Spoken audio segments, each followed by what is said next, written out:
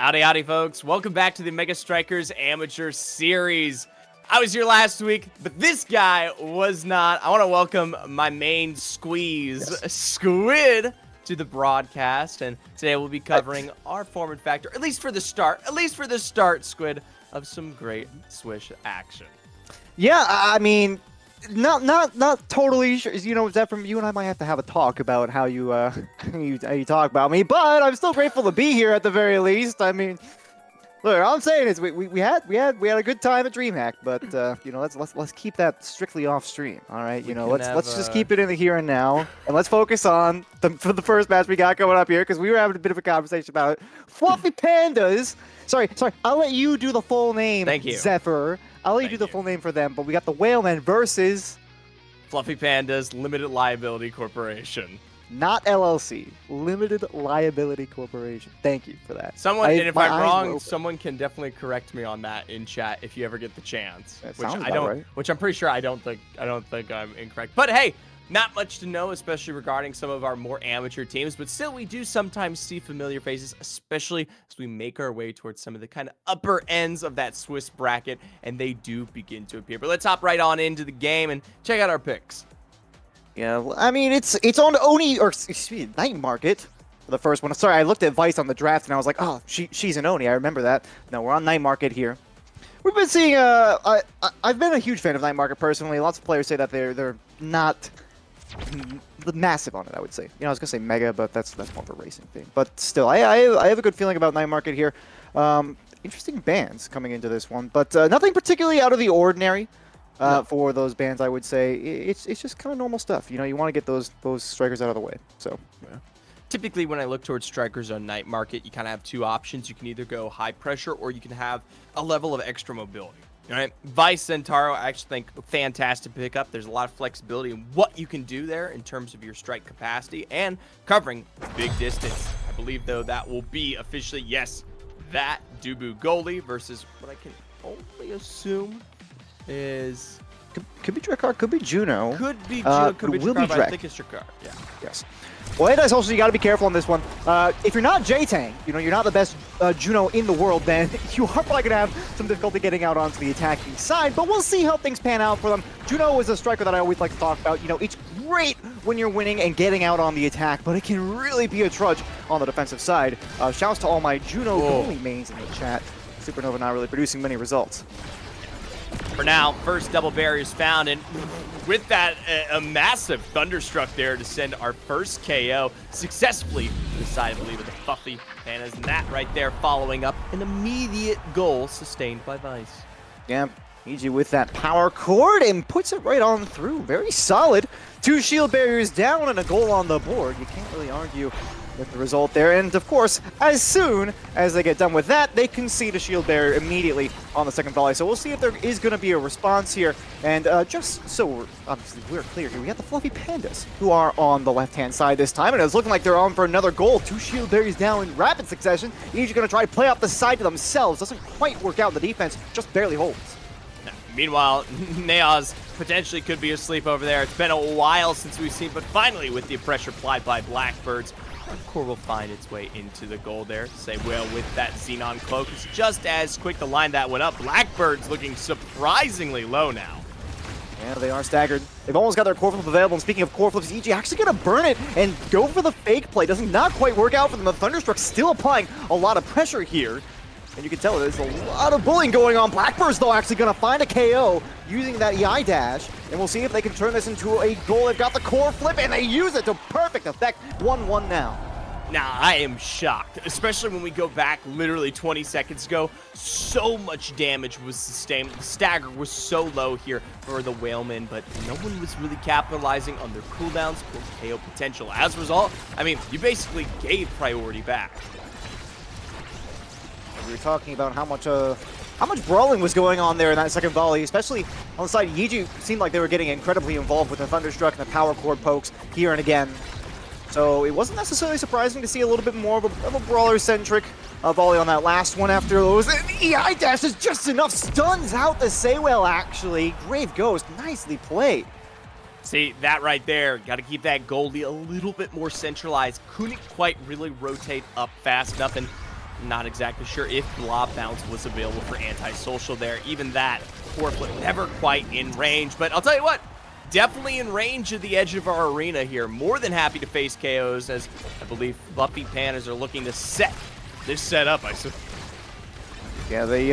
If I had a team favorite coming into this one just on the name solely, it definitely had to be Fluffy Pandas LLC. But I didn't expect them to take it so convincingly here in set one. Of course, there's still some odds that we could see something of a run back here, but it's not looking so good. Blackbird's on very low stagger. Antisocial not looking so hot either. They do have the core flip on the Saywell. It will be burned here, but that log is going to completely annihilate it, he hopes, although Blackbird using that passive for Zentaro finds a shield barrier for their team. They're still in rough water here, but it's not completely out of the realm of reality to consider they could turn this volley around. Now, haven't really found an opportunity here, whether either to find that gold barrier or even just deliver on those KOs, even with all that extra KP. And core flip utilized to try to send Blackbirds off the edge of that arena there, even though they weren't quite in that same position of health that we had once seen. As a result, slowly healing things back up, and EG really try and take the opportunity to get this foot forward, but hey, the Saywell has been doing a fantastic job. Block on top of block here, even with the dash coming through. Ooh, and they get that shield barrier down as well. It's not looking so great for Fluffy Pandas. They'll get it back in response. But so far, they haven't been particularly aggressive on the offense in this volley. So we'll see how things pan out. Blackbird's going to try to play it to themselves, potentially. No, that one gets just away from them. Yeeji now out of position with the blink. They'll throw the friend, but it's not going to be there. The vision from the opposing goalie is just too good. The Supernova sending it back the other way. Blackbirds is looming upfield with that core flip available as well. Things are really starting to heat up here. Oh, and it just sneaks past the goalie. They must not have had their shotgun blast off a cooldown, and that's set one. I was about to say, for all of that buildup, for the response, even the Whalemen were almost able to find there anticlimactically. It comes down to just being a little too far and away. Now, notably, going to be both forwards here from the Fluffy Pandas are going to be leading that pack, and obviously we did see, I believe, Dancer picked up early on as one of your starting awakenings, so continue that forward, or Replicator. Very true. Super Surge here on Zentaro, the side of Blackbirds. I have to say I'm a pretty big fan of that. Heavy impact, rapid fire coming out for Drakkar as well. Nothing really particularly surprising. Reverberation, a good pick here for Dubu, I would say. Aerials, great on Juno. There's really no bad drafts in this one so far. I think the Orb Replicator, that's kind of playing a little bit more for the long game, I think. Yiji's not really taking a very aggressive stance towards this one. We did see them getting a little bit more proactive in the upfield area earlier on. And speaking of that, Supernova coming out in huge for us. Didn't quite get the results that they wanted, but still, yeah, that draft, I mean, it does not have a whole lot of power for them. You can see it here. They were not able to hold on to that midfield, and already Blackbirds are starting to move this forward. 2 shield barriers down. Now, all right the bat, though. Quick response from the Fluffy Pandas LLC. Even as low staggers they are able to find at least an open goal themselves. A forward pass for Yiji. Self-imposed success there. That's as good as it gets. I don't know what to say. I think it was the Thunderstruck blink, if I'm not mistaken. Yes. Blinks in and then just kind of like, whoop, cross up to the top, and the Saywell is like, I do not have the movement speed to deal with this problem. The Xenocloak must have been on cooldown. Then, of course, they don't have the range to get that core away. So well played for Yuji. Talk about vision with the Thunderstruck. It can be quite challenging to know when is a good time to blink, because as a forward, if that core gets past you with that blink, you're going to be out of position for a reasonable period of time. You can't use that Supernova because it's going to trap the core in the opposite end of the field. We'll see how things pan out. It will be 1 shield barrier down here for Fluffy Pandas LLC. Nazos doing absolutely everything that they can to defend the second one. They do so to amazing effect. And oh, nice combo there. Grave Ghost and Yiji both get in on the action for that KO. And they got 2 core flips, 3 now up.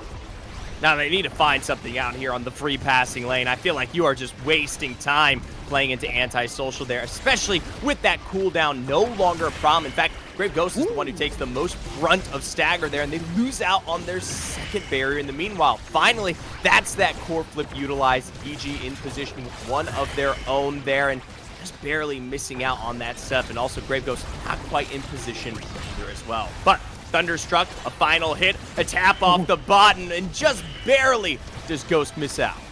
That was very dangerous. Antisocial taking a lot of damage from that Supernova as well. Blackbirds had to use some energy in order to evade.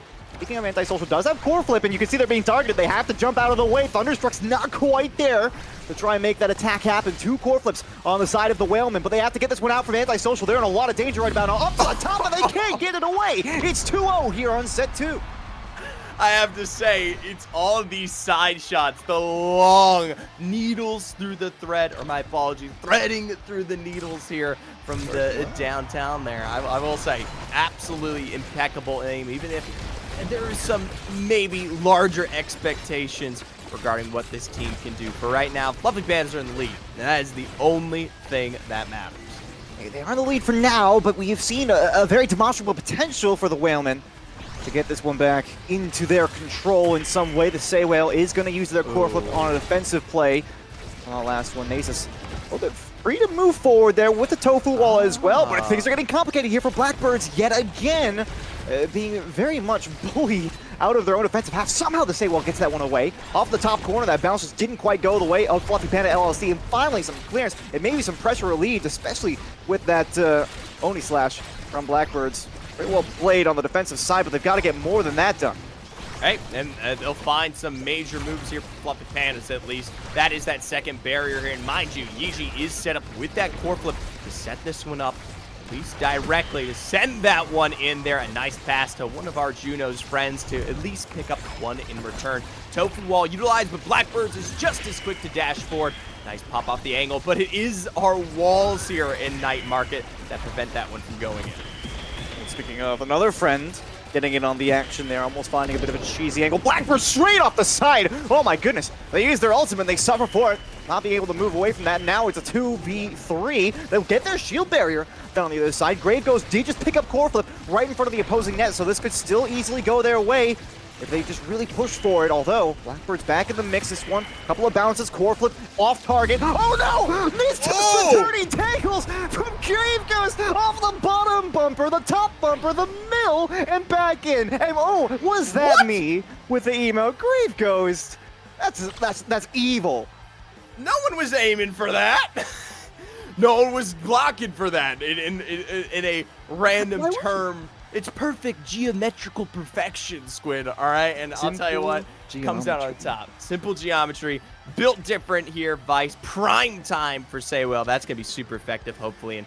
And once again, we're seeing increased creation size for the second time this match. Once in her starting Awakenings, now again here for both Dubu and Juno. I'll tell you what, those tofu walls who have been used defensively, going to be super, super hard to penetrate. Absolutely. Blackbird's picking up the bulk up as well. I do like it, but it unfortunately just does not synergize with their other Awakening that they have. If they had gotten the reverberation on the last draft, that was something else. The Molten Bold actually getting in on the action there. Oh my goodness, there's so much damage. Everything is going wrong here for the Whalemen. They just barely defend their shield barrier. Somehow, I don't know how in the world Say Whale won that strike where the Thunderstruck comes in, takes one, takes two, and can they capitalize? Blackbirds gets it away, uses the AI slash to get that one out as well, but now they got to cover off the bottom against two attackers. The power chord is good, and Yeeji's just going to stuff it through on the bottom. I have to say, that's been something that Yeeji's been looking for almost this entire match. The setup with the Supernova into at least some deliverable KOs there, and finally with that one coming through, I mean, you can see how much at an advantage, specifically, this Vice on forward has been pretty much this entire game. Yeah, Yeeji now with the core flip as well. Oh, the friend gets in the way. Never ask for a better friend than that. Actually interrupts the tofu wall. Okay. Gonna go with the EI dash as well, and things not looking so bad here. Energy Force. Oh my goodness, core flip is there. Shield bears down on both sides. Glass cannon type offense here on the side of Fluffy Pandas, and the other way, Yeeji trying for the cheesy cross up, but the Say Whale's not gonna let it happen that time around. Anti-social Blackbirds, they've got some tempo moving upfield. Ooh, they can't win the strike war on that one. They were right on top of Nasus, but they can't get it through. They're gonna look for something with a jump in from the Juno Thunderstruck. Those stuns him out, and that's the end of the attack. Right there, though, it won't end anytime. I'll tell you what, with Yeeji's setup poised this time around, well, Takeda to a spot that Say wasn't, it is the perfect setup here for the next goal. And we're looking at one final one. One last goal to seal the deal, I believe. Not quite the 9-0 perfect run here for Fluffy Pandas LLC, but it's going to take a lot of changes, a lot of potentially different team mechanics for Whalemen to come back. Just feels like it's been the impressive forward so far this game. Oh my god! Blackbird just can't get the break, and the shield barrier down on the bottom side. The Whalemen, they've been putting up a good effort. It does not feel like this dominating of a fight between these two teams if you look at just the raw gameplay, but then you go to the stats sheet and you see that it has not been very favorable for the Whalemen. They use the core defensively, but the ultimate there from Zentaro is just so oppressive, keeping that core in the zone and gets it right back anyway. VEG has the core, but they just pass it up to Grave Ghost, and that's going to be an easy 3-0 for set 3. What a victory for Fluffy Pandas here, Zephyr. Fluffy Pandas here, they first of all win out on the mirror matchup for Zentaro here. And then Vice, of course, our MVP, lays it in where it counts and definitely delivers in terms of pressure here. We'll take a look at the stats in one second, but I just want to say, if we're making comparisons here, this Juno versus what this Vice was providing, absolutely absurd. I'm not even going to bring the goalies into conversation because I don't know if they had the opportunity to play themselves. Yeah, no, you're absolutely right on that one. I feel like, say, well, maybe out of like 1 or 2 instances where, if they could go back, they'd do it, right? They would go back, they'd try it again, maybe they'd be able to make a little bit better of a read on one play or another, but realistically, it was a lot of pressure against them anyway. Nasus on the other side, they were just doing what they had to do. There were only a couple of shots that ever came on target in the first place in any given volley, so you can't really fault them for trying on that one. But it really was, I have to say, the difference in the forward. I said at the start of the match, I mentioned unless you're J-Tang, Juno forward can be quite challenging to play if your team doesn't really get out solidly onto the attack, and that's just because your friends get deprived of any sort of meaningful zone time. And honestly, especially I would say in the lower ranks where you might find some players in the amateur series, it can be very challenging to get your timings right on strike wars if the friends kind of get a little bit more involved than you wanted them to on the back end. So I just feel like it's one of those instances where they weren't able to get onto the attack. Juno's effectiveness kind of comes down and down and down up until the point where the Vice is just going to overtake it easily. Yeah, and obviously once you get outscaled too, level advantage, I mean, there's really no coming back from that. So absolutely, though, a fantastic, explosive start to our OSAS Amateur Series. I said it twice, but I'll tell you what, we'll go over some of these results that have come through already here on the official start.gg. If you guys aren't paying attention to it, maybe you'll recognize some of these team names, maybe you won't. For now, Duckymen, they're on top of their first win. 2.5 women leading their first game of the series. We need Sony emotes, and of course we love Sony, both finding their wins respectively. So the Sony strength coming through. I am sad to say that Winton from Overwatch did not pick up their game, though. That is a sole survivors win. Yep, Surplus Esports Academy, though. Shout out to Surplus. If you're watching, they did take the dub there. Whisker Wizards and Cheese Fry Gaming as well, which I have to say, we got a lot of quality team names out on the bracket today. So that's my favorite part. Yeah, I'm very happy about it. Cheese Fry Gaming, Wizard Business, Whisker Wizards. We need the Sony emotes. I think has to be one of my favorite though. So yeah, shout outs to all you guys out there, all you competing in the Omega Strikers Amateur Series for thinking of some of the best, most wholesome team names that we've seen. And I have been reminded. I should mention. Okay. I was talking about J-Tang being like the best Juno. Saya felt inclined to remind me that J-Tang is a Juno goalie.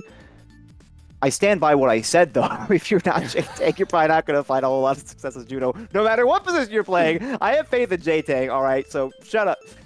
Shut up, Saya. Heart, by the way. Thanks for producing. We love you. Yeah, just.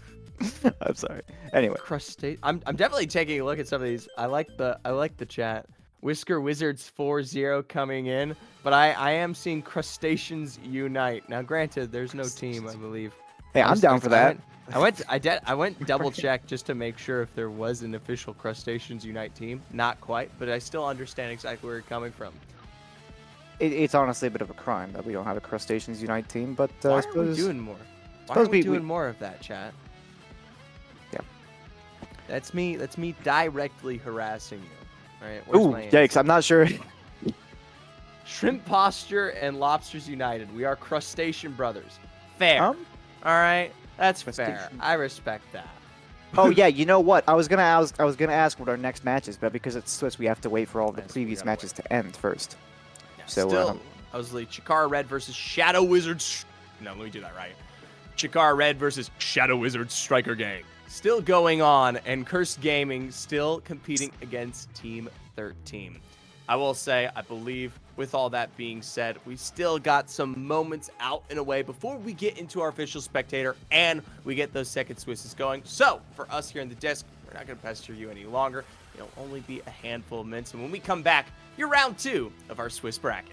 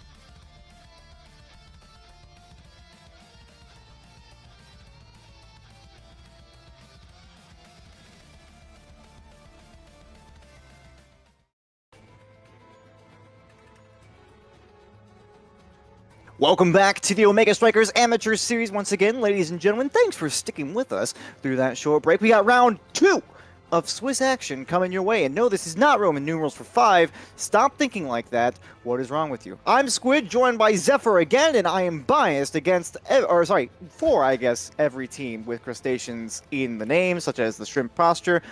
So just so we're on the same page, everybody, I'm a crustacean, so crustaceans are great. What do you think of that, Zephyr? I think I'm lost to a certain degree, but that's okay. I'm not looking to be found. Perfect. I am doing my job well.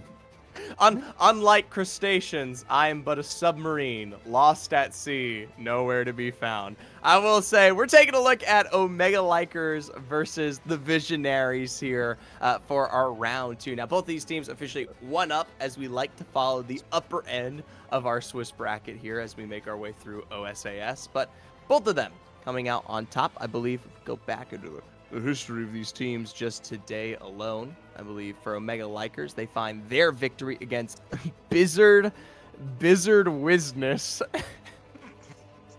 you guys Get with the names. You guys are fantastic with Bizzard Wizness. Wizard It's perfect. Business. You know, you can't like argue with that. No, you can't. And then on, I believe, the opposite end for them. Let me check here. Guys, I'd love to make start.gg work any it was, faster, but it is the slowest thing in Was, the world. Visionary took a win against We Already Lose, which again, team name We Already All right, Lose. well, Way to go living for up to their name already. Yeah, that is true. That is true. We already lose. Done. But paying All right, tribute, delivered. you know, paying tribute to Yes. one of the more talented players I would say in the game, who I think was since dethroned as the #1 player on the ladder, but that's kind of to be expected, you know. You got the tryhards out there like Vaughn, like who the heck is that guy? Am I right? Okay, all right. I know it's OSAS and they ain't listening right now, but you can't. All right. We need some team names that troll the casters. I want you guys to come back to OSAS next week, and I want you to make team names that make us say silly stuff. Please, it is open, so if you ever want to jump in, test your might. You know, Test your might, yeah. Give us your most wacky team name in the chat right now. We're trying to get in on the spectating for this next lobby because it looks like we're having a bit of a hard time. So give us your wackiest team name. We'll have a little competition here. Whoever can give us the wackiest team name will win. What will they win, Squid? Something. You win. All right, and that's you get to have fun, right? And that's the whole. I don't know. Having fun. Where are my pants? I don't know if O is supposed to be I like Element Lover. Wait, are you supposed to be in our next match? What are you doing in the Twitch chat? Get out of here. They're listening we're listening for the strats. Hey, we're going to IME's app here. I know you guys can't see it just yet, but expect the Rasmus. I don't want any Rasmus bans. All right.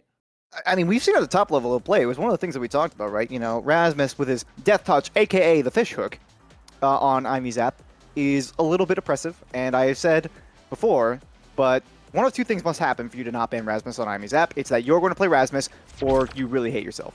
And we will see the Rasmus ban coming out here. Atlas also on the chopping block. So Element Lover, I'm so sorry. You're going to have to walk away. Blunderbuss will return next week, scheduling conflicts this week. Thank you. Good.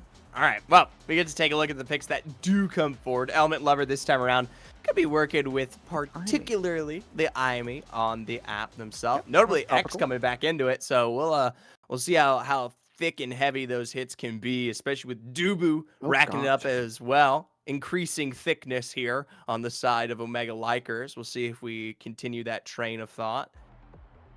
Just why are you gonna say it that way? Why are you gonna say it that way? And I was correct. Oh my god, dude, you can't be doing this. Whatever. Visionary with Estelle, Dubu, and X. I mean, that's a lot of that. Is a lot of KO potential in the middle, but at the same time, we've seen. I love the coordinated Pride banners, by the way. Absolute fan of that. Thanks, guys, for that. What do we got for Awakenings here? We have one player going for Deadeye, but other than that, it's all across the board. I mean, we're gonna see those cores fly. Meanwhile, double KO right off the bat. So, Amy's hole, or my apologies, Amy's hole, delivering. No, we're not calling it that. We're not calling it that. I've said this before, but either way, they're back. And they did lose the shield barrier, but I really feel like it's going to be the experience disadvantage here for the beginning, because they won't have many ultimates available. Vape Dad, the only one who does have that Giga Blast on offer. Provides that Supernova, And the turret for Amy is going to be pretty useful. Will Element Lover be able to pick that one up here? It'll be a 1-2, and will they get it on through? A Supernova, you can see, denying all the space on the top. They couldn't clear it that way, so Element Lover goes low with the Strike War and puts it up top. That's beautiful. Hey, you just have to, you set yourself up, you let it come through initially right off the bat. It's like you gotta roll a few duds before you can get to work, all right? So send yourself off the map, take it in the fishing line down the middle, even though there's no fishers on board. Just very, very aggressive spearmen. And there you go. Start that up. Maybe find second barrier here. I would like to point out that spearmen, like spearfishing, is still fishing, but I get your point. Also, Fisherman Rasmus skin when we need this in our life. That's all I'm going to say. But oh, how they knocked that away? Here we go, Visionary. Oh, the cold flip right at the goalie. It's not going to work out. Sny also has flip available. And Shadow Visions, I got to be honest, they have seen better days. Right down the middle, again, not quite going to work. Trying to take Sny out of the equation now. Are their opponents, and eventually we do see one go down. Element Lover's gonna have to try to hold it down on the midfield here. Sny, pick off! Oh my goodness, the vision from Moshi. Vape is doing all they can as Sky here to hold us down. Once again, double KO here from the side of Omega Likers. The real question is, where can they deliver in terms of this goal? Last time around, we saw the same thing, and now Sunny taking just as much damage in return this time around. Gonna have to delay that out, get some stagger back as, hey, Shadow Visions and Element Lover are starting to stack success, and that Giga Blast is just perfect.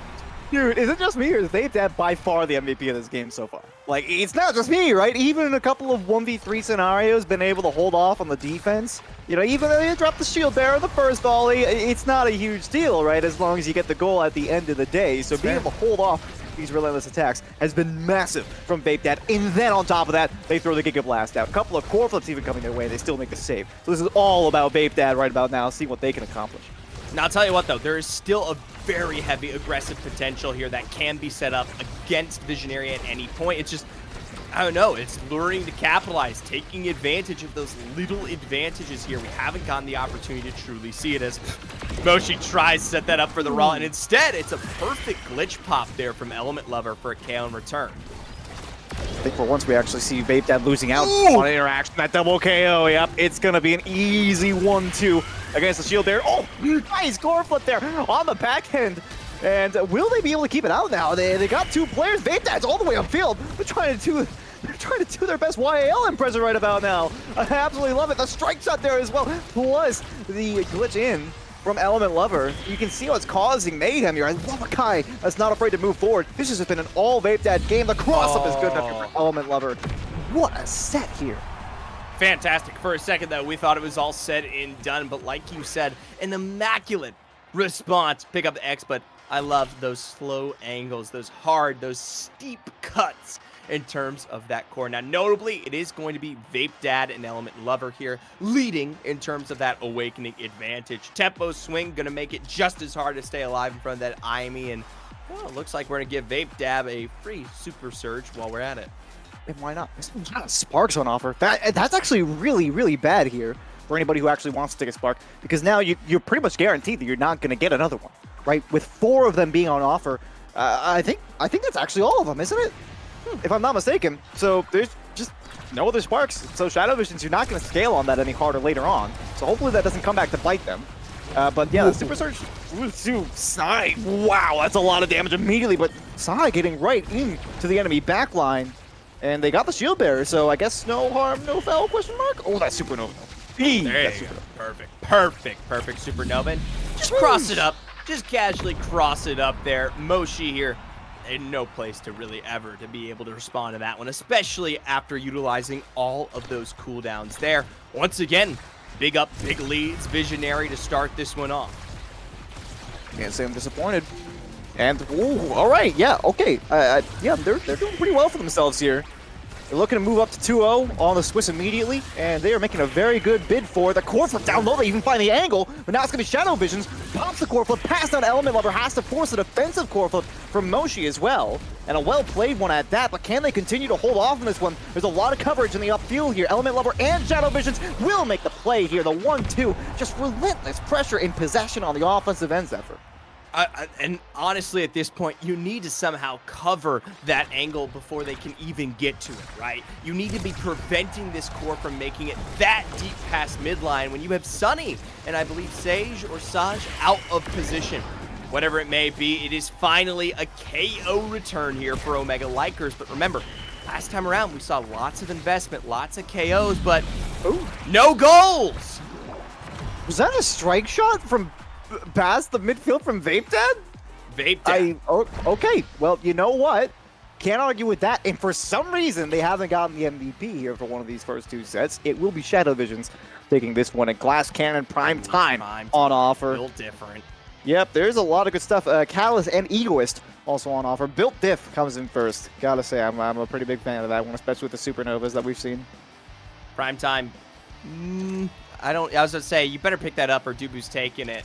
Oh, meanwhile, Catalyst, very good option there, I would say, for Imi to pick up. And finally, we do finish off with that double specialized training. Obviously, the Giga Blast and X Maximus still super duper effective, especially in both of these regards, especially for Vape Dad. When we talk about that long play with that blast at any given point. X Maximus, though, not going to last as long. Already off the map here. KO for KO here, 2v2.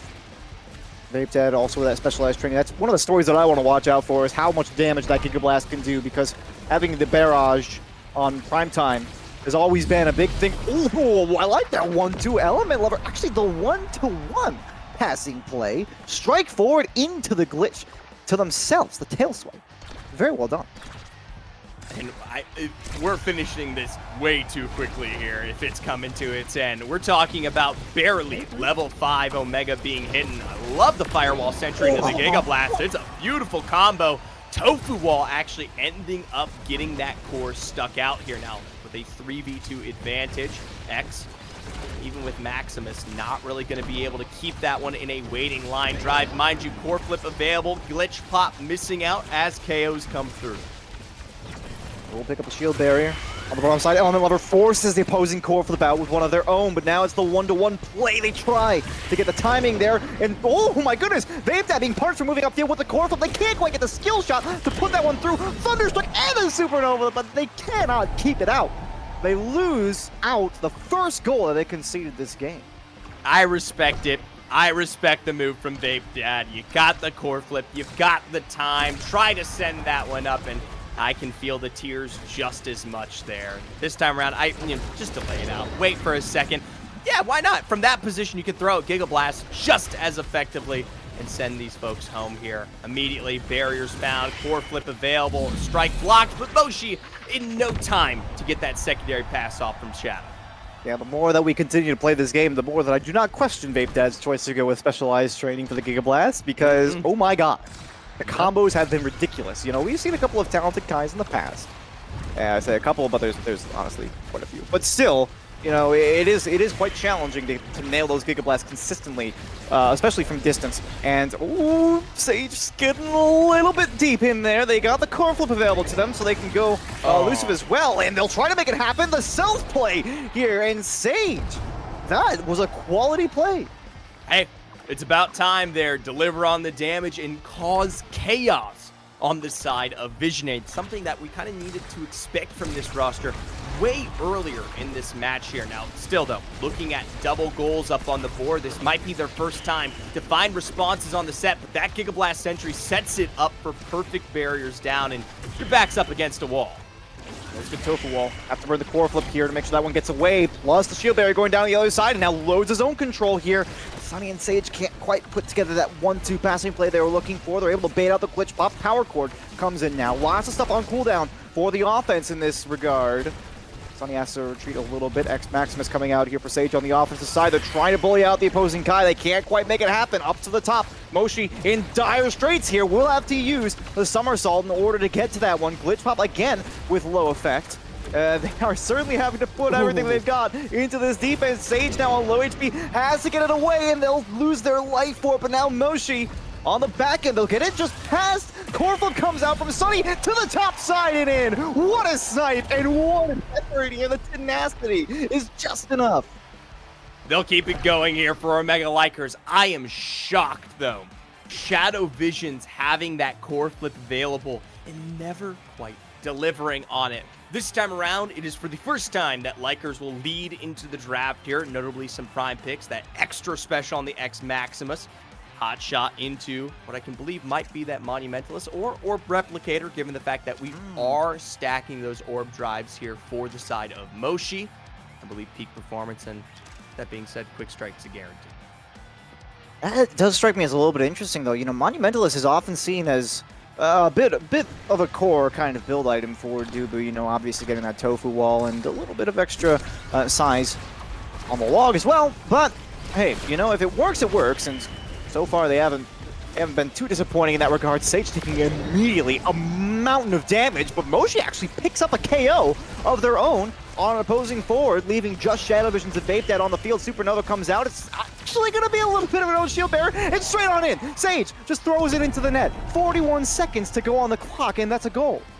Now, I will say, we are kind of getting to that position within this series where X and Estelle, and hey, I'll even throw Dubu in there, start to get a little scary. No longer do you have that damaging stagger potential the full way around here, and Shadow Visions and Element Lover are looking weaker and weaker here. Look at how hard that X Maximus into the Bull Rush hits there onto Shadow Visions. Now, everyone having Core Flip available except for Vape Dad, and that Bell Ringer with the piercing shot says goodbye. Moshi using that Core Flip to help without kill as well. Now can they turn this into a goal? Core Flip on the other side. It's not going to be good enough. Sunny tries going with the Rose Warp, but it's not going to be there for them. Tofu Wall comes up to try to keep it in the zone, but now Sage is down. They use the piercing shot, but it's not going to be good enough. Stun didn't quite last. Core Flip burned. And it will be a rather pedestrian defense there. So they didn't use that full velocity, and Element Lover using that secondary. Pops right on in. Surprise! Extra velocity on the core, and that's a goal. Hey, right there, these wombo combos that you brought up earlier on that really lead the advantage for Visionary when they get the chance. I don't want to see them solo playing because that's where Omega Likers can find their success, whether it be straight on that X or Estelle here. Meanwhile, though, Maximus on the back line. Sage, though, taken just as low, just as quickly. Damage certainly, but ooh, Sage winning on a huge dunk on that Core Flip. The shield bearer as well. Element Lover's gonna have to respond in kind, but there's still a very real potential. That goal will just go right on through. Sunny playing Estelle. Oh my goodness, not playing Estelle anymore. They're off the map. Tofu Wall is forced out. They do have two defensive core flips here. Sage with one. It will be popped off the middle though, and now Shadow Visions down Element Lover. Nice one too. Punishing on maybe a bit of a misplay there from Moshi, but still.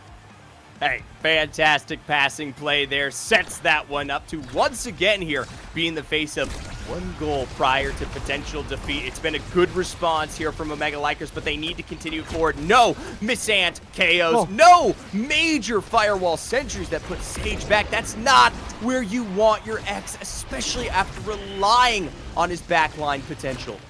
I believe it's got a core flip available as well, so that's a lot of energy being lost. And now the cross down to the bottom. Oh. This is brutal. As if they had a chance. That's a 3-1 victory in set 4.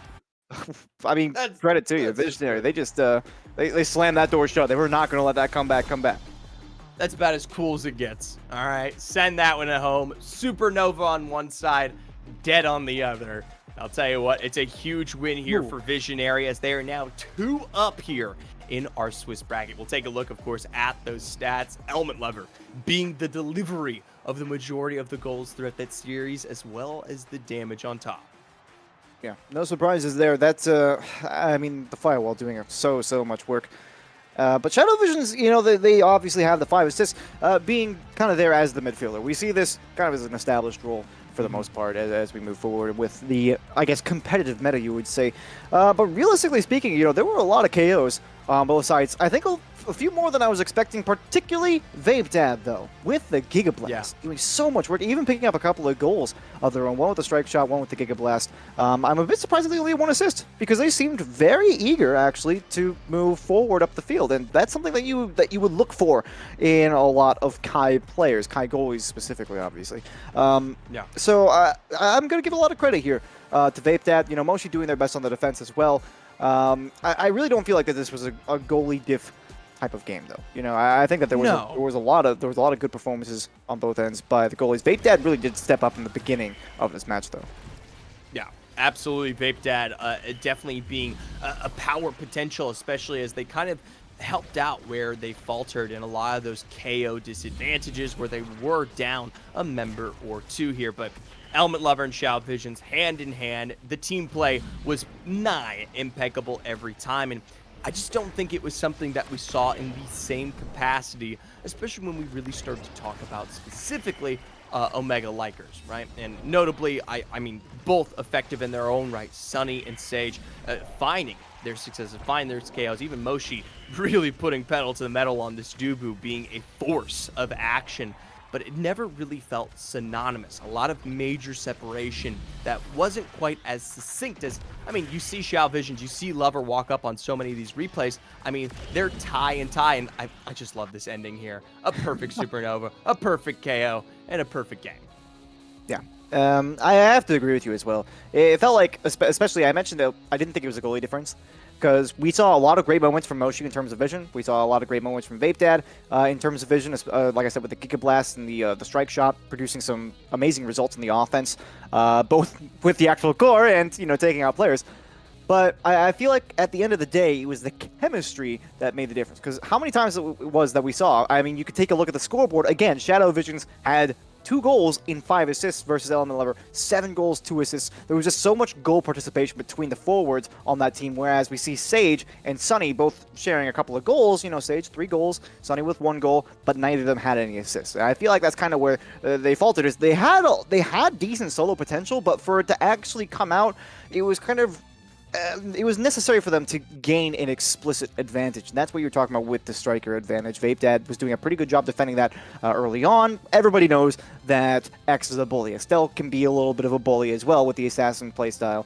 So I just think it was their inability to kind of come together as a team when they got onto the offensive end and really just relying on their ability to make those KOs happen and take explicit advantages instead of implicit advantages. So yeah, I'll give that one. I'll give that one to Visionary. You know, just take it home, work on it just a little bit. But there's definitely some potential there. I mean, brawler heavy playstyles definitely do work, but not all the time. Yeah.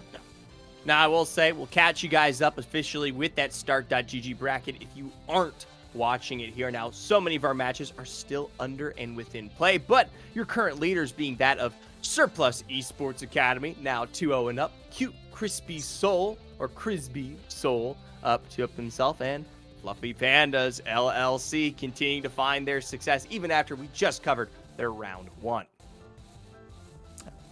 2.5 Women also taking a dub here, as well as the Shadow Wizard Striker Gang. I believe that's their name. Yeah, Shadow Wizard Striker Gang. So I'm pretty big on that one, but yeah. Oh, I agree. More updates coming in on that one. If you guys want to check it out, I believe we have an exclamation mark bracket command in the chat. So if you want to get all the updates and see when matches end, then you can. We do have a couple of more that are still underway, so we don't have our next round ready just yet. And I believe, on that note, we're probably going to take our faces off the screen so that way you don't have to look at us for too much longer, even though I am objectively one of the most beautiful people that you've ever seen. Shut up, Squid. We're going to take a quick break. We'll be right back with round 3 of this week, number 3 of the Omega Strikers Amateur Series.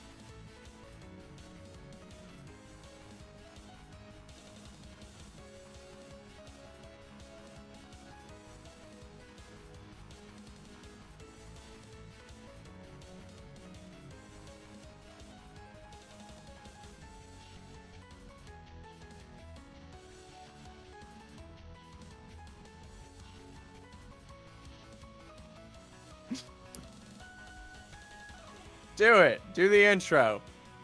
I don't wanna. Welcome back to the Mega Striker. No. Just no intro. All right, we got our next match. All right, we can't just do no intro. Yeah, welcome back to the Omega Strikers Amateur Series, Week 3. I only did that for the sake of breaking Zephyr, and it looks like I have succeeded. And now that that's done, I take my leave. No, I'm just kidding. I'm not going to leave. But we do have our next match up. It'll be the last one for me and Zephyr on the night, and it's going to be one of the teams that was holding us up on the last round. This is kind of karma, if you would, unless you like being streamed, in which case this is just great fortune. Because Dubu Sims just came off of a win, which went pretty long here for a best of one. They're coming up against Curse Gaming here for round 3, and I believe this is going to be a 2-0 matchup. So if you win this one, great. You know, that's pretty much 3-0. That's a pretty that is 3-0. Caster math, well done, Zephyr. Yes. Thank you. To summarize it up a little bit, Curse Gaming, they finished their successes against Team 13 here, as well as Asia in the most recent round. For Dubu Sims, they started off their success against Choky Frogs into beating We Love Sony. So, that's your kind of pseudo-prior history for these teams. If you beat a team named We Love Sony, then I've already got some questions about your, like, ethical stance. But, anyway. What's wrong with you? That's right. I'm talking to you. Not you, Squid. But still, a fantastic start. To win this one would set you up, I believe, currently in our standings. We only have 10 teams that are now currently at this position. So walking forward into our next round, you would be joining literally the 5 squads who have remained undefeated in our Swiss bracket today. That in itself, I always find super enthralling. Yeah. And I mean, coming into this one, it almost begs the question, is this going to be the most stressful round, or would it be the next one, granted that you win this, right? Because, you know, you got a little bit of momentum, but for Dubu Sims, you just gave me a look, Zeph. You just gave me a look. What was the look for? I feel like the more difficult it gets, the more stressful it gets. All right, I feel like we are talking linear progression here. All right, well, I think you're just wrong. Great.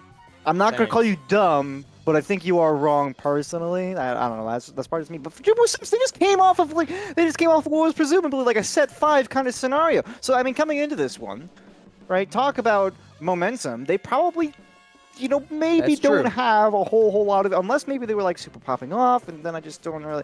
But you get what I'm saying. You know, it seems like there could be a lot of potential stress for these teams coming into this particular match. Let us know in the chat. Would you rather come off of a 3-0 win? Or a 3-2 win on sets, just barely making it. I'll say this, at the end of the day, you are getting a break, right?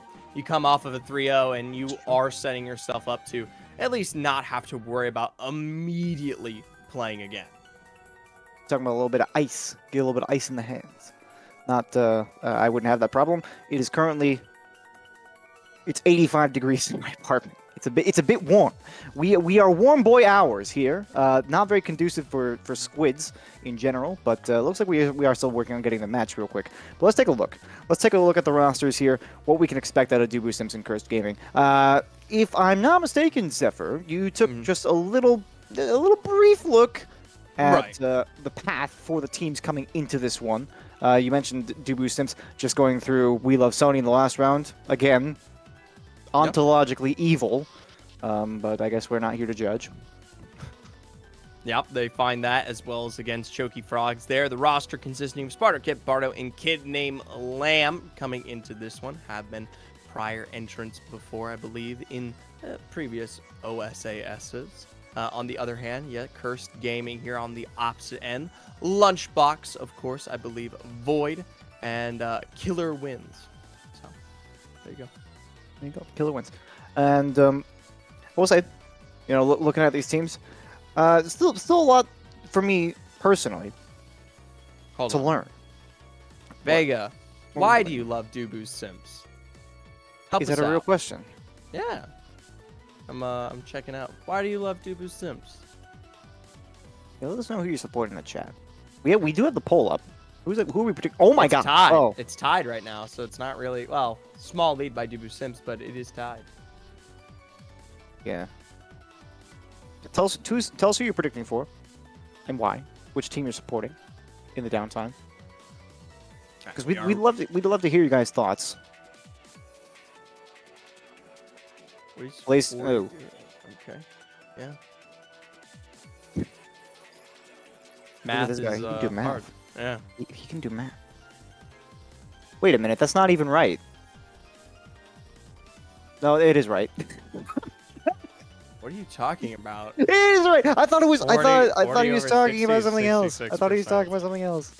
I thought he was talking about like a 40-60 split, All like right, hold out on. of 100%, not like 40 divided by 60. Yume is actually way more accurate. You could just say 6 repeating, but who rounds down places low elo? Guys, let's not get toxic in the chat.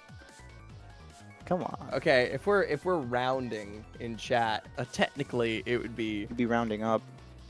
Yeah. Oh, hey You're Zephyr, rounding. you forgot percent. You need to put your units on there, Zephyr. Units. Low elo in math. My man is going to the math events. Did you ever do that? Like they had like math competitions. It looks like we got the game started. Yeah. Well, I never did, and I don't think I ever will. But I will say I did quite We well. would be terrible at that. in terms of my mathematics. Since I stepped foot into NA, my elo is decreased. Same. Oh, fair enough. We got the game coming up here in a moment. Curse Gaming and Dubu Simps. We're gonna see who we got on. It's Dubu Simps that we have on the left for the blue team, the good guys, as you might call them, I suppose. I don't know. I suppose we should probably be kind of neutral on that one. What do we got for the pre-pick here? All right. Well, Demon Rune Diaz, obviously one of the more newer maps, whether you like it or you dislike it. So many of our teams setting up, and yes, Rune Goalie, definitely something that has become more alive as an option, at least in recent times. A bit of a split on the ban for a second, but hey, you know what? At the end of the day, we'll see what Kippen picks up. Kippen going for Imi. Oh, come on! No! Up! Okay. You know what? I'm not mad. I didn't want to see Rune Goalie. I didn't want to see Muffin Man play Rune Goalie. I guess they're Dubu Sims after all, so I suppose I don't know what I expected. But we will see Atlas and Drakkar on the other side. I can only assume that it's not going to be an Atlas forward. Just a pro tip, if you play Atlas forward, don't. That's it. That's the pro tip. Don't play Atlas forward. So we're going to see Asher, Drakkar, and Atlas versus Imi, Asher, and Dubu. So not an incredibly dissimilar composition, I would say, here. Looks like we have Blast Cannon, of course, and some extra cooldown ability available mostly across the board. It is our goalies who pick up that Glass Cannon, obviously, in the setup for this one. Remember, Demon Diaz looking for them double hits right off the bat. Double mirror matchup on the Astros. Definitely going to be when I'm watching, though, this match. So you mentioned the Glass Cannon on the goalies. Definitely a good pick here. We've seen the very high potential that a Dubu can have in the past when he can move like a god, basically like Sonic the Hedgehog. I guess except for maybe like Sonic the Hamster. I don't know, you get the idea. But we'll see how that one plays out. Muffin Man doing a fairly good job to defend the second shield barrier. Killer Wind's actually, unfortunately, unable to do the exact same for their first. Nothing particularly out of the ordinary here. 15 seconds left to go in this regulation period, and oh my goodness, it is getting dicey out there. Lunchbox, the first KO of the batch against the opposing Asher. Finally, it will be barrier down here in the face of Muffin Man, and it is a perfect passing play, especially with the disadvantage in terms of number subsets. Now, thankfully, this time around when we talk about core flip potential and real defensive capabilities, Muffin Man will have this available. Well, I guess the action has to start somewhere, and unfortunately, I say unfortunately, Dubu Sims. You know, I love the name. I love what they stand for, but they also did beat We Love Sony, and that's just, I don't know, I'm a bit torn here, Zephyr. They do get the first shield barrier here. I think they can control this mid a little bit more. Obviously, ooh, that's a nice core flip. Getting that one away from Lunchbox, pulls the barrier beam as well. Uses the rollout to keep that one on the offensive side with Kippen here. After that firewall turret, oh, but it's another KO. Lunchbox, again in the mirror matchup, just winning out this Asher dual handling. And mind you, the minute you get rid of that Asher, I mean, you shore it up even easier in terms of delivering punishing plays against the Imi here. Now, still, though, have not found any response to the barrier, forced to utilize that core flip, and even though she faces KO, Imi picking up that barrier. Good name, Lamb. Still not even level 2 actually on this one. It's going to make it a little bit more challenging without at the Path Splitter to go along with them. And they're getting bullied quite a bit here. And that's going to be a shield barrier down. Make it 2 now as Ricard is going forward with this one. Killer wins the touchdown to the bottom. Lunchbox is there for it, but they can't quite put it on target. Core flip available, and Muffin Man somehow makes that read. Kid named Lamb going for a solo play, but they end up getting annihilated off the bottom. Killer winning, and Lunchbox coming together for that KO and earning the striker advantage. Trying to see if he can get something off with the strike shot there. Misses out for now, and this does delay timing. But with Kippen as low as they are, it might be the setup for, once again, yes, another KO, keeping this contest 2v3 here. Muffin Man finally forced to utilize that core flip as we do see that expanse also on opposite angles. Lunchbox finally getting that summer assault out of Muffin Man. Gives it perfectly over to Void to punch it in. Yeah, there's no big question marks about that one. Just a quality play overall. Utilizing that striker advantage to the best of its ability. Kid named Lamb right now has to find some sort of way to start matching Lunchbox on this Asher duo, because it's causing quite a few problems. And already it seems like they actually just trade off. They put Kid on Void, or excuse me, yeah, on Void. I believe that's Void, the Drakkar. Zeph, did you get a chance to verify that actually? Because Yes, I heard. I did. Yes. So that is Void. Void on Drakkar. Yep. They swapped it off, but it's still not working very well for them. You can see Kid and Kid named Lamb both staggered right now. It's not looking so hot. They're going to be escorted off the edge on both sides. Oh my goodness.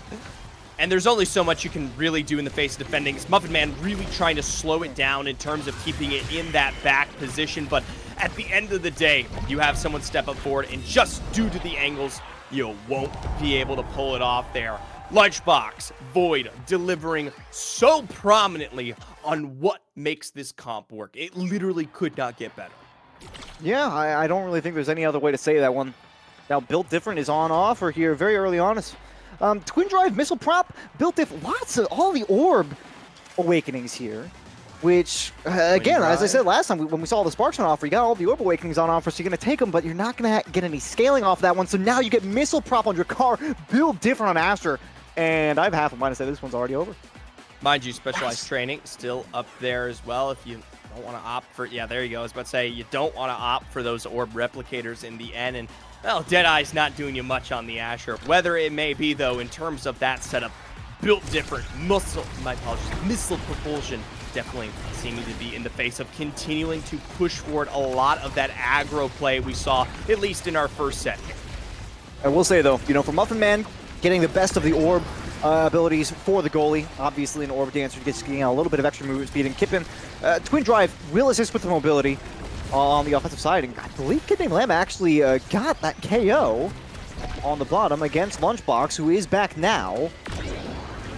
But and instantly go off, there you go. Yeah, instantly go off the edge themselves. It's not exactly a great look. Lunchbox with a cross-up, and that's going to be goal number 1. I feel like the Awakening draft is going to be such a huge advantage here for the opposition. And it really only gets more stackingly difficult here for the side of, my apologies, Dubu Simps to truly respond, right? Curse Gaming are continually setting themselves up to walk into that carousel with extra XP, extra advantage, set themselves up for first picks, especially in the face of goal after goal and KO after KO. Now, double core flip here will face finally some defensive response, and even with barriers found, we might be seeing that knock, but Muffin Man out position doesn't elicit anything better. Ooh, pass up there to Void, back down to Lunchbox, back up to Void. It's just going to be Lunchbox who takes it anyway. But there's just so little that you can do to defend against that. We talk about going into the carousels there. For something you mentioned, the XP difference. Look at Kippen, look at Kid named Lamb right now. Both level 3, Lunchbox at level 6. The stagger difference there is just going to be monumental when you start looking at things like direct combat. So it only gets more challenging from here. A core flip there from Killer wins. Oh, it's a shield there on the other end. We need a response from Dubu Simps if they want any sort of re-entrance in this game. I feel like it has to come in this set. You're not going to have a whole lot of luck after this. Luck seems to have run out here for the Simpson. What they find is a core flip from Lunchbox to set up for second set here. Leading into it, it's no surprise that Lunchbox takes off first priority. And we know this is where those Awakenings really start to shine after seeing so many of our orbs in the last one here. Super Surge, Quick Strike, Extra Special, Prime Time on offer, though. That's definitely going to be the first draft, and getting a little bit more Barrier Beam in your life is never going to be a bad thing. The Quick Strike will be valuable for the midfield, I gotta say. You know, trying to win out on those Strike Wars. Chrono Boost, though, on Drakkar just gives him more mobility with the Xeno Cloak. Extra Special with the Tofu Wall. It's a good take for defense. And Super Surge on Ivy. You know, I actually kind of like this draft. I do actually kind of like this draft for Dubu Sims. But I still feel like just the strength of the previous one gives Chaos Gaming a massive advantage. We'll just see how things go. I mean, it clearly has been a Chaos advantage for the most part of the game, but I guess we'll just have to see how things. Okay. All I'm gonna say is prime time into Chrono is still just as detrimental in the face of Dubu Sims here, even if maybe we're not looking too much towards Atlas. Whether it may be it's first KO found, a Firewall Sentry down, but it doesn't really land much of anything. Instead, we're seeing first barrier broken. Too as well, that Tofu Wall will go down. Oh, bit of a blunder there, I want to say, from Killer Wins. Looked like they had the angle into the back. That might actually open up an opportunity now. Muffin Man going to try to push this one forward down onto the bottom side with Kid named Larry. Just took a mountain of damage, and now they're gone. It's just that quick. Kippen also in a bit of a rough spot. You can see Muffin Man trying to do everything that they can on the solo play. They unfortunately cannot bring themselves to rely on their teammate in this situation. They just got to do it all by themselves. They pick up the core flip, and they'll have to burn it right here just to get it away for a moment. But they still need to get this one out a second time, and they will. They almost even find the shield bearer, but there goes Kippen now off the bottom, and things only continue to get more complicated here for Dubu Sims. It's what is bad is worse at this point. We talked about minor level advantages. Now we are literally seeing level 4s on both ends for Kippen and Kid Named Lan, and you don't step into that, you don't win those trades, and at this point, it might just be, oh, no, I'm just going to say it, it's too late, right? Sitting in the face of 2 goals here, I mean, we're talking about perfect play necessary to have any shoring reach into the next moments of these games. And as we mentioned, you know, the Awakening draft certainly went out of their favor. Oh my goodness, Kid named Lamb just taking so much damage. I mean, their entire health bar looked to be red there just a moment ago. Kippen fortunately spared that fate, but oh my goodness, it's just not going very well here for Dubu Sims. There's no other way to say it. Kippen immediately targeted after that KO came through. You can see how low they are on HP now. Lunchbox just face taking the firewall turret. And look, this one got some help to spare. They just go right back in with a barrier beam. They lose the shield barrier, but at this point, their confidence is going to be through the roof. It doesn't matter if they concede a goal.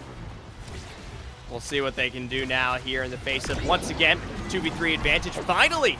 It is a KO response, setting this one up for the first time. That path splitter actually making Killer Wins look worse for wear here. A pop back from Kid named Lan, and it is one of the first goals picked up by Dubu Sims. They needed that one, but you also need 2 more on this set just to get back into the Awakening draft. Just get to the carousel. That's what you got to focus on right now. And oh, they pick up an early KO. All right, so there's Lunchbox gone. Immediately, they have to capitalize on this advantage, and Kippen is getting back into it with the XP. There's a very real potential for a bit of a run back here. Muffin Man also level 8 with Core Flip, trying to move this one upfield. They do not get any shield barriers off of that KO, and Kid named Lamb already losing a lot of stagger here. Does have to go elusive in order to avoid being KO'd. But, oh my goodness, they're gonna go off the edge anyway. Kippen also in a very, very bad way. They'll pick up some HP and finally make it out of the staggered state. But they lost 1 shield barrier now. It's looking like it's going to be 2 here before too long. Void moving upfield alongside Lunchbox down, but no! The respawn comes just in time, and they get the 2nd shield barrier on the other end. But it is with at the cost of that KO here. Once again, trying to find barriers, block on Lunchbox to set this one up for another barrier found. Tofu Fortress surprisingly delaying for now. So they're going to route that core back through opposite angles. Respawn for Kippen, but with a core flip in the face, everything is open. Speedient on both sides here as we enter overtime. They need this one so badly. Kid named Lamb, not completely denied. Bates on the Cosmic Expanse, almost gets with the self-dribble, but they can't quite make it happen. That's a strong shot there off the bottom. The Tofu Wall comes in clutch. Muffin Man getting way upfield, and now they got to scramble back, try to win the strike war against Lunchbox. And oh, they just came out on the goal line. Kippen, the glitch pop is good for number 2 in OT. And what a performance! Dubu Sims, they might have lost the Awakening draft twice in succession, but they are not out of this game. Muffin Man there coming through at the very last second to finally put up a defense here. Now, 1 goal away from potentially starting to even up the sets, but this is the tempo, this is the aggression that I have known from this roster. But major mistakes here. They'll face double barriers down and a perfect edge pop there to keep this one alive. Hop on the train, boys. Oh my goodness, they're gonna have first draft awakening here, and it's gonna be Muffin Man, which I gotta be honest, might not be their first choice. They do have Big Fish on offer. I feel like you've got to deny that. Surely from the Asher, you can't let them have that one. Plus, it gives you a little bit of extra coverage. Will they go for the Big Fish though? Maybe they'll go for Hot Shot. They're not gonna pick it. They want to go to the Asher. They take a Spark of Agi instead. Catalyst here for Amy. I mean, I guess I can't argue with that one. You know, just a little bit more energy, especially with the amount of times they've been getting hit. Hotshot on Drakkar is a good pick. Spark of Resilience, playing a little bit more for the later game as opposed to taking like Peak Performance or Egoist. I don't know. I still like this draft team in favor. That's a fast Dubu. That's all I'm going to say. It's a very fast Dubu, and I feel like that's what you've got to hope for. Meanwhile, kid named Lamb, though, still suffering at the face of the start. And finally, it is that Path Splitter KO that secures the XP that we have been waiting for. It is still at, I mean, it was at a 6-level disadvantage. It's still at 4, but hey, heavy responses, barriers down. Dubu Sims could set this up. I was really questioning the Spark of Agi draft, not getting that Big Fish away from Asher and giving yourself a little bit of a buff, but you can see Muffin Man is all over the place right now. They're getting up to him a little bit, got a shield there. Torflip comes in, almost with the pass down, but Kid Named Lamb can't quite get there with the breakthrough. They're gonna try some harass now.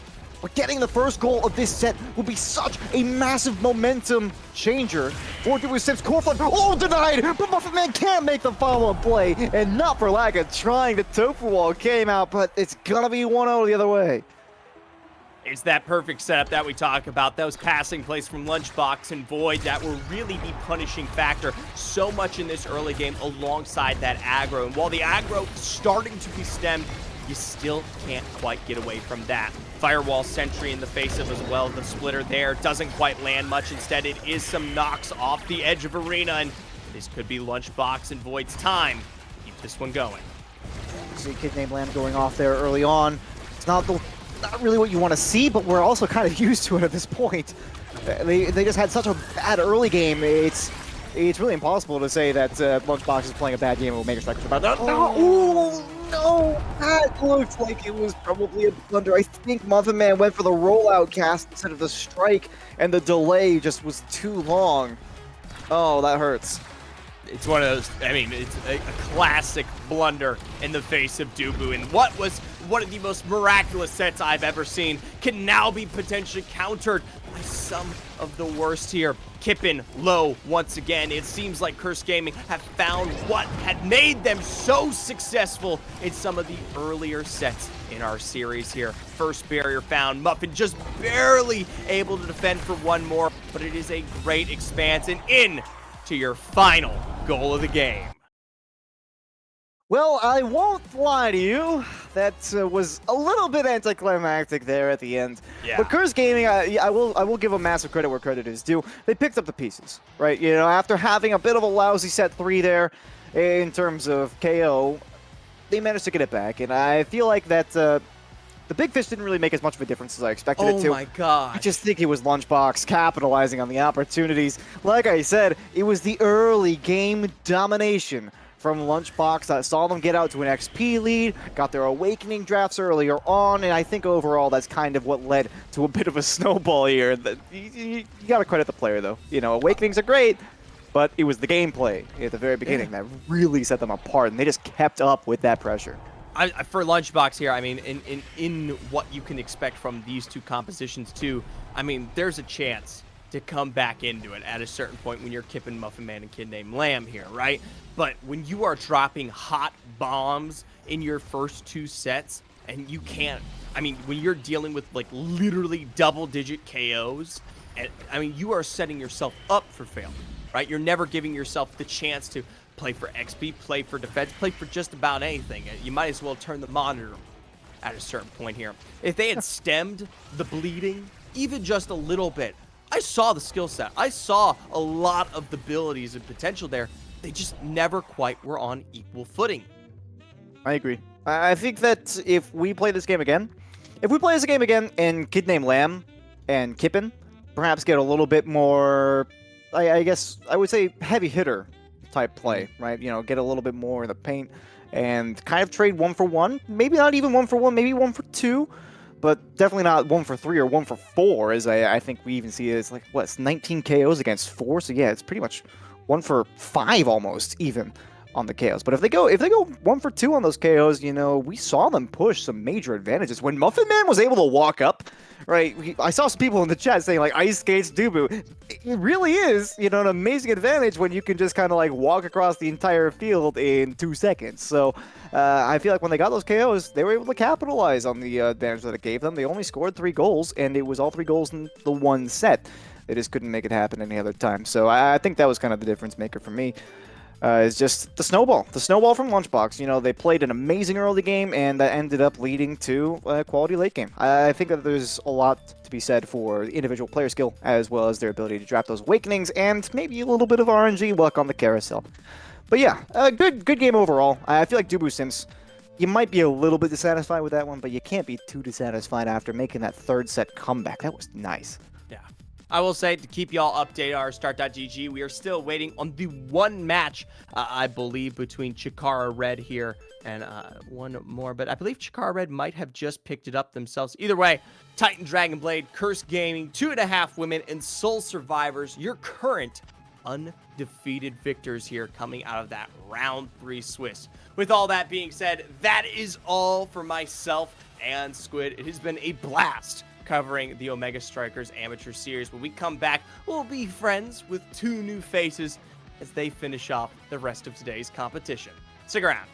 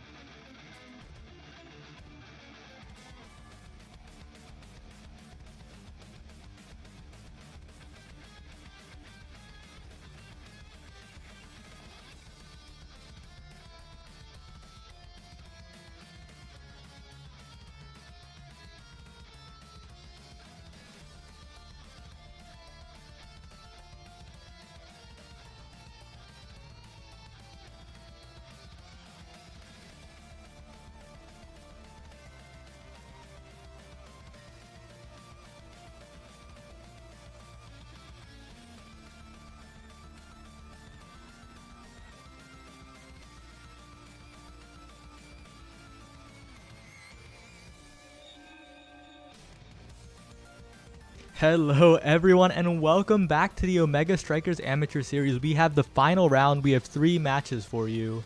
And our first one is a little special. It's Curse Gaming, who you just saw facing off against Cheese Fry, who's a 2-1 team. But the reality is, if Curse Gaming wins, yeah, okay, they're 4-0. If they lose here, neither of them make it to the Invitational. So the stakes are kind of wild in this one. Hello Yume, Chicken Keeper Yume over here, who will be providing some insights for the OSAS broadcast. How are you doing? Yup, that's me. Hey guys. So, in case we didn't talk about it, I am the Chicken Keeper, and I fear that these guys are going to be the mascots for the coming up seasons of anything new. Yeah, I think you guys see my PNG right now. His name's Rocky. So it's going to be a great time here. I wish I could bring him inside and show you guys, but maybe next time you guys will see the chickens. Okay, so we should be getting the game in just a little bit, but so far, did you watch the gameplay of Curse Gaming? Did you have any thoughts? I watched some of it. It was really good with their passing plays, but it seems like that the other team had a pretty hard time dealing with the midfield. But we'll see what happens with this game, because they were playing actually pretty well for the most part. I didn't really see anything crazy bad, but I also saw some really great passing. It's pretty awesome. Yeah, those passing plays definitely important, but I think what the audience was captivated by was the speed on the Dubu, with the momentum boots, with the orb dancer, with the glass cannon. Do you think that's the way to play Dubu? I do agree. Ice Skate's Dubu is taking off like a storm recently. It's actually pretty crazy how good Dubu is when he's fast as heck. And it also makes it so he can run up very far and just set up his utility and move back in time, which is like one of the biggest things. When you have so much speed like that, it's like amazing how far up you can move while having such a big hitbox that you can reach almost anything on your side of the map. Yep, we saw a lot of it there, but unfortunately in the end, the teamwork of Curse Gaming just completely overwhelmed the Dubu Simps. And we should be getting into game shortly. We're just facing a little bit of a delay. Do you have anything else? Actually, no, they're ready. Okay. So, yeah. And Cheese Fry Gaming, actually a team we've seen quite a bit in the Omega Strikers Amateur Series, but yet again, unfortunately, they have fallen short. But they have the opportunity to play spoiler to Curse Gaming here. So this is still a big match. Yeah, this match will be pretty interesting since it seems like Curse just got down paired, and I'm pretty sure teams have to be 4-0 to make it into the Invitational itself, right? Yep. Yeah, so this is kind of a very funny do or die situation. One team is just playing to deny another team. And we are starting, so we'll just have to see what the map is. And overall, looking forward to Night Market. Okay.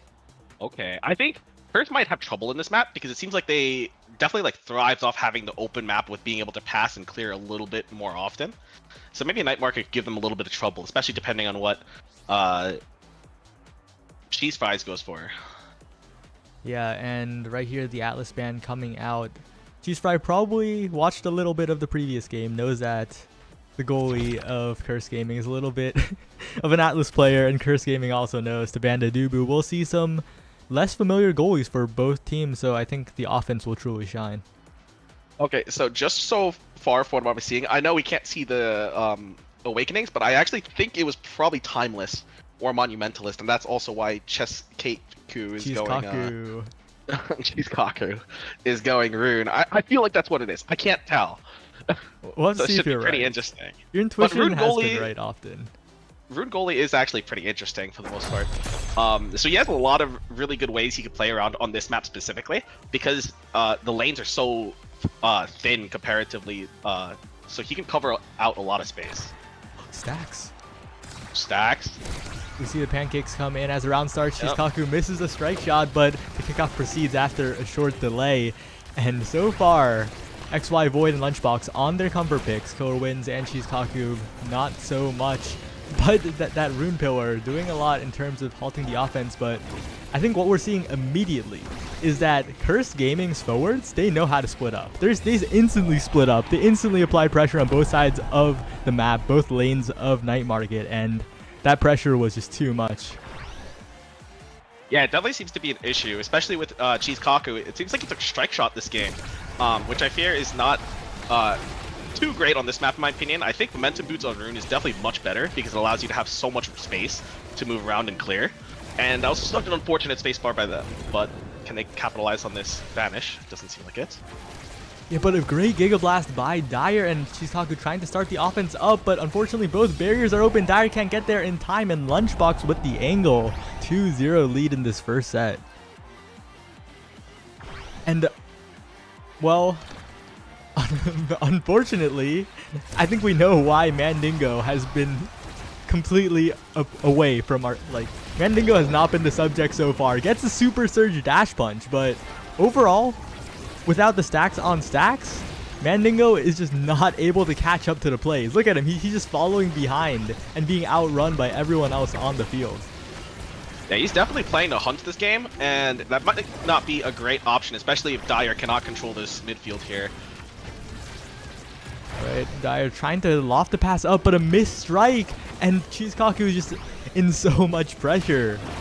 And the moment it gets passed away, the field is just open for Killer Winds to just pass it directly back. Wild angle off the center, but overall, they just can't get it past Lunchbox fast enough to start a play. Alright, you may... Here it is. What a great strike shot Yeah. from Cheesekaku. But And it's just gonna slowly go in. no resources means no save there. It's a little rough. Really fast first round for Cursed Gaming. Yeah, it's kind of one of the biggest reasons why I would say you should take Momentum Boots instead of Strike Shot, on Rune especially. He just has a really hard time following up. And it seems like on this draft, here we go, Specialized Infinite, and starts with Built Different on Asher, which is really good because it denies it from Julie. And Julie here should be taking Big Fish. She takes an extra special away from her Rune, and Jakar gets Big Fish, which is so big for shotguns. Rune right here should probably grab Orb Ponderer, and he grabs Spark? And both guys take Specialized. Okay, this is going to be a crazy one here. So, in a more educational way, we just have to say that Juliet should have taken Size. It is kind of her best. Like, her best awakenings are Size. And probably should have left the extra special up for the Rune, who really likes extra special. So in case you guys didn't know, all of Juliet's abilities are impact and melee, so they are all affected by size and deal extra damage based on AoE. Wait, I feel like the second half of that isn't necessarily true. No, all of her abilities are also impact. So if she got built different, it would have been crazy. So Oh yeah, Lunchbox okay, had to that's what. deny Yeah, that. okay. But you know who else is crazy? Lunchbox right now surviving that kill attempt. Lunchbox finally goes down, but both barriers are down, and XY Void is keeping Mandingo and Dire under control. The core drifting towards Cheesekaku as Mandingo desperately cracked, gets the barrier, but XY Void pushing onward with the speed boost. I thought he was in the top corner, but he went to the center instead, and Cheesekaku gets caught out. The object permanence check by Jakar right there. Yeah, and you just have to be so patient in those situations, right? Like, even if you know that, oh, Drakar's probably on top of me. If you don't see him, most of the time you should just wait to strike. Oh, Cheesekaku lagging a little bit, but lags back in time for the save. Lunchbox trying to get the barrier, finally does so. But, oh, Cheesekaku, what a good pillar. Completely denies the flip, has the flip for defense. Uses the secondary as well. Cheesekaku just trying to make something happen here, has the flip, but just a little out of reach of the strike. And once again, 2-0, Cursed Gaming is putting on a clinic. Yeah, I definitely think in that situation, Cheesekaku probably should have just flipped just to try and stall the core so Mandingo could spawn in time. And that way they'll have more players to match on the field. Alright, but that kill could be an opening. Mandingo keeping possession, getting both barriers. And now Dire just needs to get it past, but Lunchbox so good at standing between Mandingo and Dire, interrupting the passes, interrupting the clears. And even while banished, provides an obstacle against Cheesekaku and gets the barrier with a dash against two. The 1v2, Cheesekaku flipping, but a defensive flip by Killer Winds and a bounce. That bounce was almost everything, but now the push continues. Lunchbox has a flip, flips burned, waiting for abilities, doesn't even need it. Simply just strikes, and that is the second set going over to Curse Gaming. I definitely think this is looking really rough, especially since Lunchbox is now 2 levels up, so it's going to be much harder to kill him without just straight damage. And I think one of the biggest problems that they're having here is that Julie is kind of their only way to kill, but there's not enough damage on the board without Rune ulting and just trying to use his pillar combo to get people low enough. Yeah, and this is also like kind of the issue with Kai forward, right? It's a little awkward. You're not like the specialized role. You don't provide that level of consistent damage. And Castellast deny. I guess you go to Castellast Timeless, but I don't know. The drafting situation has been rough since the previous one, I gotta say. Yeah, I definitely think Timeless is better than Castellast on Rune here, for goalie specifically anyway, especially if he's not ulting that often. So it's not too bad. But very interesting here is that Mandingo just decided to take the Spark. So it seems like he's going to go Spark hunting if they are able to get a win here. But the issue is I think a lot of Sparks have already come hub. It's a little late for that, and I think Mandingo just wanted that little bit of extra power with a Spark of power, trying to get those extra tiny pixels for the KOs. We'll see what happens here. Mandingo and Dire are not really split up on the same lane. It seems like they are all just hunting into the same lane and just trying to force these 2v2s. Yep, and so far it just feels like either Mandingo or Dire is just completely disconnected from the play at a time. It's kind of hard to catch up with XY Void and Lunchbox, who are just so coordinated and so on top of everything. Like, the moment the core pops out of pressure, XY Void is there to cover, or Lunchbox, or whatever. A clear by Chizkaku. Dire has to move back, but an amazing Giga Blast by Killer wins. And now they're trying even more with the flip, with the clear up to Lunchbox yet again. Chizkaku has to clear, gets it past, but overall, well, that drift could do it if this barrier isn't taken, but no, that slow drift. No flip used. That KO could help, but a wasted flip and an opportunity found by XY Void. What a goal from mid-screen. Yeah, that was definitely a great shot.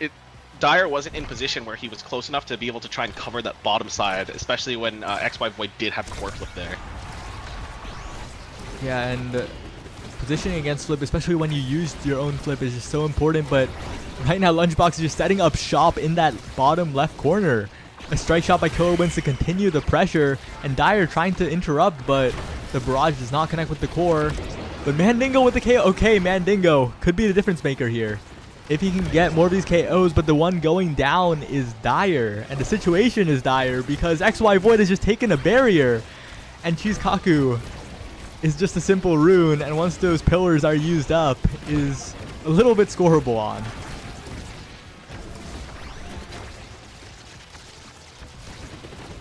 Now Chizkaku looking for a bit of a clear straight into XY Void, and Dire and Chizkaku unfortunately miscommunicate with their movement. Stack on top of each other. Lunchbox gets the shot into the bottom of the net, and Yume, this could be the final round. Yeah, this is definitely looking really rough, especially since Mandingo and Dire aren't seeming to get enough pressure off with their Kill Julie build, and Kai with his very strong ultimate build. But we'll see what happens here, because Rune could carry this, to be honest. Yeah, and I think the issue is that Dire is using his Giga Blast for damage too much, instead of trying to snipe people near the edge, because Lunchbox is near the edge often, but Dire doesn't have Giga Blast for those situations. And Mandingo just needs to coordinate a little bit with Dire. Okay, but the offense continues. They get the barriers, but will they be able to save their own while trying to get the goal? Mandingo's about to have flip here, honestly, if he just dash punches someone, and hopefully that's Lunchbox right here. Oh, it doesn't seem like he can get it. The Julie nerfs seem to have come into play. The 2 seconds, and now Mandingo goes for it, but just barely whiffs it. Alright, but that's a buff that we Julie players like to see. Being able to kill with the special from Stagger, no evasion in the equation. Mandingo trying to get the goal, but there's just a lot of ping-ponging. Chizkaku not getting it down to Dire. Dire has to move up. Mandingo finally gets a little bit, but it's just an easy clear for Killer wins. Dire, oh, was that the pass splitter or was that a strike? But regardless, Mandingo getting the credit for a fantastic punish, and they're still in it. Yeah, that was a pretty unfortunate clear by Killer Wins there, because he accidentally hit it into the pad splitter, so I couldn't even tell like which hit actually took it in. Yep, but right now, yet again. Lunchbox and XY Void so healthy in the edges. The Giga Blast finally coming out. The dash punch. It's like they heard me. The coordination is here, but unfortunately it whiffs. It doesn't get the KO, and now with all of that down with a very healthy Lunchbox, it's going to be a little bit of a struggle if Dire can't make a play. Lunchbox, what a save by Cheesekaku, and they managed to keep the barrier for so long, and it doesn't bounce up there either, so they only lose one. Dire gets the barrier with the barrage, and now XY Void looking to return the favor, but the pillar comes out from Cheesekaku. A little out of position though, and Lunchbox takes advantage of it. And now Dire just trying to buy some time, get it away from Lunchbox, but Mandingo, that clear was a little dangerous, and the shotgun from XY Void will take it, will secure Curse Gaming's 4-0 run.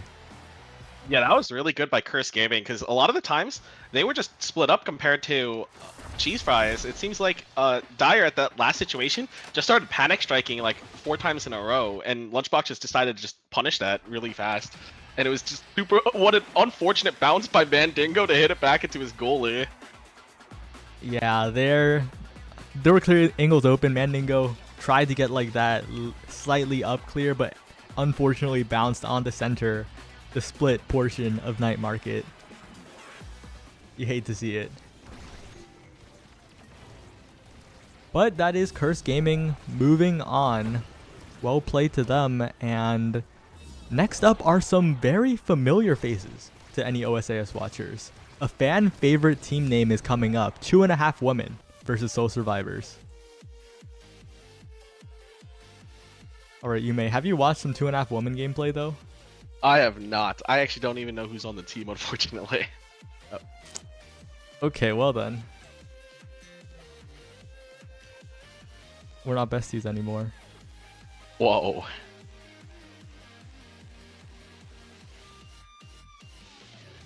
Or you may. So I'll just summarize. 2.5 Women is Cat Kupo. Oh, Sonya, and who's this? A new member is their third. Was not familiar, but Soul Survivors has some familiar names. Or one very familiar name for those involved in Omega Strikers. Magic 8 Ball is on Soul Survivors along with Dash and IDC. Whoa, Magic 8 Ball, the famous commentator. Yep. From Splatoon, the 8 Ball himself will be here in our match shortly, just sending out the code.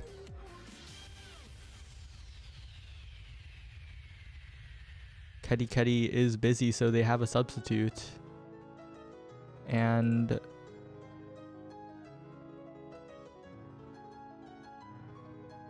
so, what are you looking to see here in this next game? What do you think will be the difference maker, completely absent of any information about the players?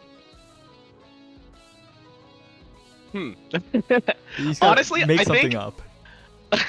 I think whichever team generally is better at spreading out properly will generally find more opportunities to score.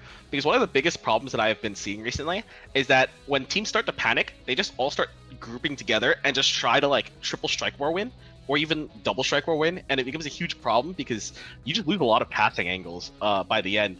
Like as we saw there with Dire and the Rune player, they just had such a hard time trying to coordinate clears because they were just always in the same spot. Yeah, and also like coordinating the movement, right? Because a lot of the time, the reason the goals went in so easily for Lunchbox was because they were stacked on top of each other. One side of the goal was left open, like you said, and the shot was just made. We should be getting into game shortly. There'll be more to talk about very soon. 2.5 Women, Soul Survivors. Surprisingly familiar teams, I gotta say. Because in previous weeks, I haven't had as much faith. Something I actually want to see is I want to take us to Demon Deus, and I want someone to take Vicious Van Brace. Because I am actually curious about the new Vicious Van Brace change. Now with it now being a 40% heal, and unfortunately we are at Oni Village, so here we go for the hopefully double midfielder game. Because I think Oni Village is actually very goalie favored, because goalies only have to protect one side. So a lot of the time, Oni Village just ends up being a who can keep control of the core before it runs way too fast off the sides. Yeah, Oni Village, definitely a pretty straightforward map. Both teams know what they want to do on this map. the Atlas banned away. Dash Dusty Muffin forced on the Dubu, but being forced on the Dubu isn't like that. It isn't a death sentence. If you know how to play Atlas, you probably know how to play Dubu a little bit, but it really depends on how proactive you will be in those lanes. Yeah, and as we like to joke, Dubu abilities definitely all work perfectly, but they only work if you start using them offensively. Offensive Dubu wall with missile propulsion is the stuff of nightmares. You walk up to midfield, you plop the wall down, and the other team's goalie will not be having a good time. He disappears, but then you make it so you can't score on that side for a couple of seconds. But it's a victory worth having. Alright, so here we go. A standard comp of Era Juliet. So this comp was really strong back then because a lot of Juliets would just take huge amounts of healing while Era just debuffed anything that tried to chase Juliet. However, on this map, I think that it is going to be a little bit of a problem because Era should have a little bit of trouble midfielding into both Aimee and Rune just by herself. So let's see what happens if Selenia is able to start punishing players, and it seems like they already took both barriers right at the start of the game. Yeah, and this is a bit of a fun... Oh no, I shouldn't laugh, but the situation was just so perfect. What a combination of creations to create a nightmare for J Riva CEO. And notably, this is missile prop start. So the Dubus, if they can walk up with their Dubu walls, will have quite a good time transitioning to offense. Yeah, Golden starts the game off by putting Selenia really low, forcing them to have to play a little bit more centered, but it seems like they are just matching Magic 8 Ball so they can't get dashed on. It seems like they already got one barrier, but you only need one barrier on this map. Yep, and I think the big thing is Selenia took Vicious Vambrace, and I'm not sure how effective that will be on this map, I gotta say, because people are not in contact with each other nearly as much as on more congested maps. This is the one where you spread out, you pass a lot, and you don't really die as much. Yeah, this is definitely a map where midfield souls or even slick kicks would get a lot more value. And oh, what an unfortunate hit by J Riva CEO. Seems like he wanted to clear back into his goal barrier to bounce it up top, but it seems like he just forgot that it was opening. Yeah, and big lead for Soul Survivor so far. Kakupo and Selenia, in previous weeks, we saw them connect. Selenia's offense being the difference maker, and right here, that dash punch along the lane gets the second hit against the Dubu, and maybe they can make something happen here. Selenia trying to pass the Kakupo, but a fantastic turret by Magic 8 Ball just completely interrupts the play, and now as the barriers are even, with flip advantage on the side of Soul Survivors, I gotta say, once again, looking quite favorable for them. Yeah, Magic 8 Ball keeps putting this core into situations where his ultimate just gets so much value, and his ultimate on this map is pretty crazy because you can make congested areas with how small these barriers are. Yep. Oh, and Dash FC Muffins rolls early, but Kakupo miss core flips a little bit, and now it is getting a little difficult for 2.5 women because Magic 8 Ball... Actually, no, Magic 8 Ball is near death. All the meter is gone now, but oh, just a whiff and a fantastic shot onto the barrier, and they're back on the advantage. Magic 8 Ball and Golden IDC looking for a pass. They have a pass, but it's directly to Kakupo, who stood between them. And now Selenia just needs to get this last barrier, but Dash Dusty Muffin, congrats to them because their defense has been so good, has given Magic 8 Ball and Golden IDC so many chances, and they take the first round 3-0. Yeah, as you can see here, the difference maker is definitely just having the double midfield compared to having a Juliet here, because they are able to take control of this core and just constantly be able to block off advances here. Well, let's see what these teams pick now in this draft, and it seems like Aimee is going for Aerials, which is a very good choice. Dubu here goes Monumentalist, which makes sense. If I was Rune here, I would take Ponder instead of Twin Drive, but Twin Drive's not too bad. Juliet looking to try and stave off her spacebar cooldown. And Dubu's going for Orbeus, while Era goes for Quick Strike, which is great for midfielding. So it seems like all these choices, not too bad, honestly. Although I think Rune benefits way more off of cooldown reduction rather than having Twin Drive. Yeah, maybe they just value the additional mobility on this map, because Golden IDC is kind of serving as a second goalie as well as second forward for this team right now. Lots of moving back, and Magic 8 Ball uses the turret to great effect, but the Dubu wall from J Riva CEO delays the inevitable, delays the bottom barrier falling for just a little bit, but it goes down regardless. And I think the big thing is Sonya and Cat Kupo are kind of like trying to pass in more of a rigid structure. Magic 8-Ball and Golden don't care. They'll be anywhere on the map, basically. Like, as long as they're sort of spread out, they're like, this is fine. We can make it happen. And they just feel more sporadic, while Cat Kupo and Sonya are like playing static positions. But as Cat Kupo... Oh no! Okay. The core flip into the core flip. And Magic 8-Ball finds a really good angle and hits it with the spacebar. Whoa! The teleport. Yep, and great goal by Magic 8-Ball. Great core flip block by Sonya, but Cat Kupo going down the 2v3. A little too much of a barrier to overcome. As the next round starts, Sonya looking for the barrier. Gets it very quickly, but the first barrier has always been at a steep discount. The second one is the real challenge.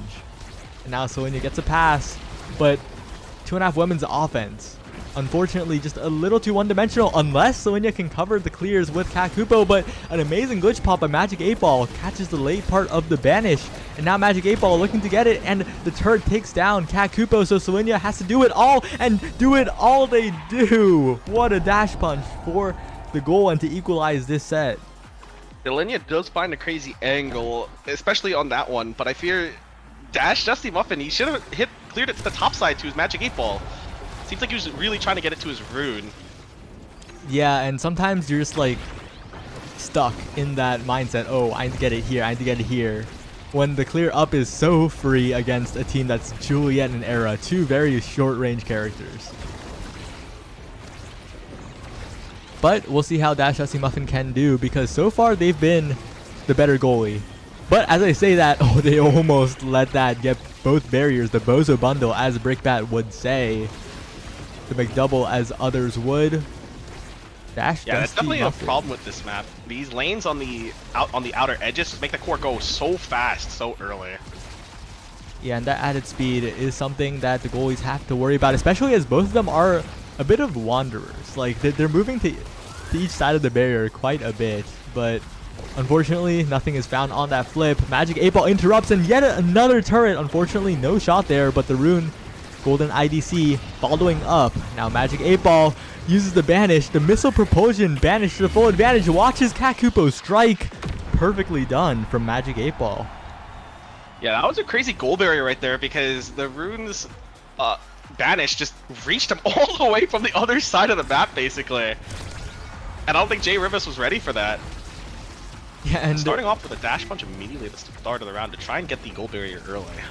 oh no, okay, Jay Rivas almost making that barrier super fragile there. Trying to challenge a rune pillar, but finds the right angle out of the situation. Now Sonya putting on damage to Magic 8-Ball with the help of Cat Kupo's primary.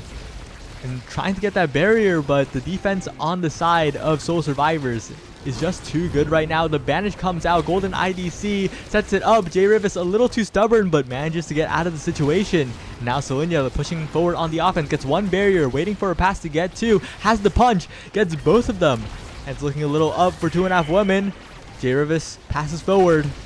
The rune pillar. Enough to deny in the moment, but Tofu Fortress angled a little too much. The core sneaks around it. A little bit dangerous for 2.5 women, but they manage to get out of the jam. Jay Rivas barely makes the clear past Magic 8-Ball, and now Cat Kupo and Sonya looking for offense, but Magic 8-Ball continuing to be a threat. Whiffs the blink, but it doesn't matter. The pressure is still stacking up. Good clear by Dash Dusty Muffin. Good Dubu wall. And now Golden IDC trying to clear it, but unfortunately goes directly back to the midfielders.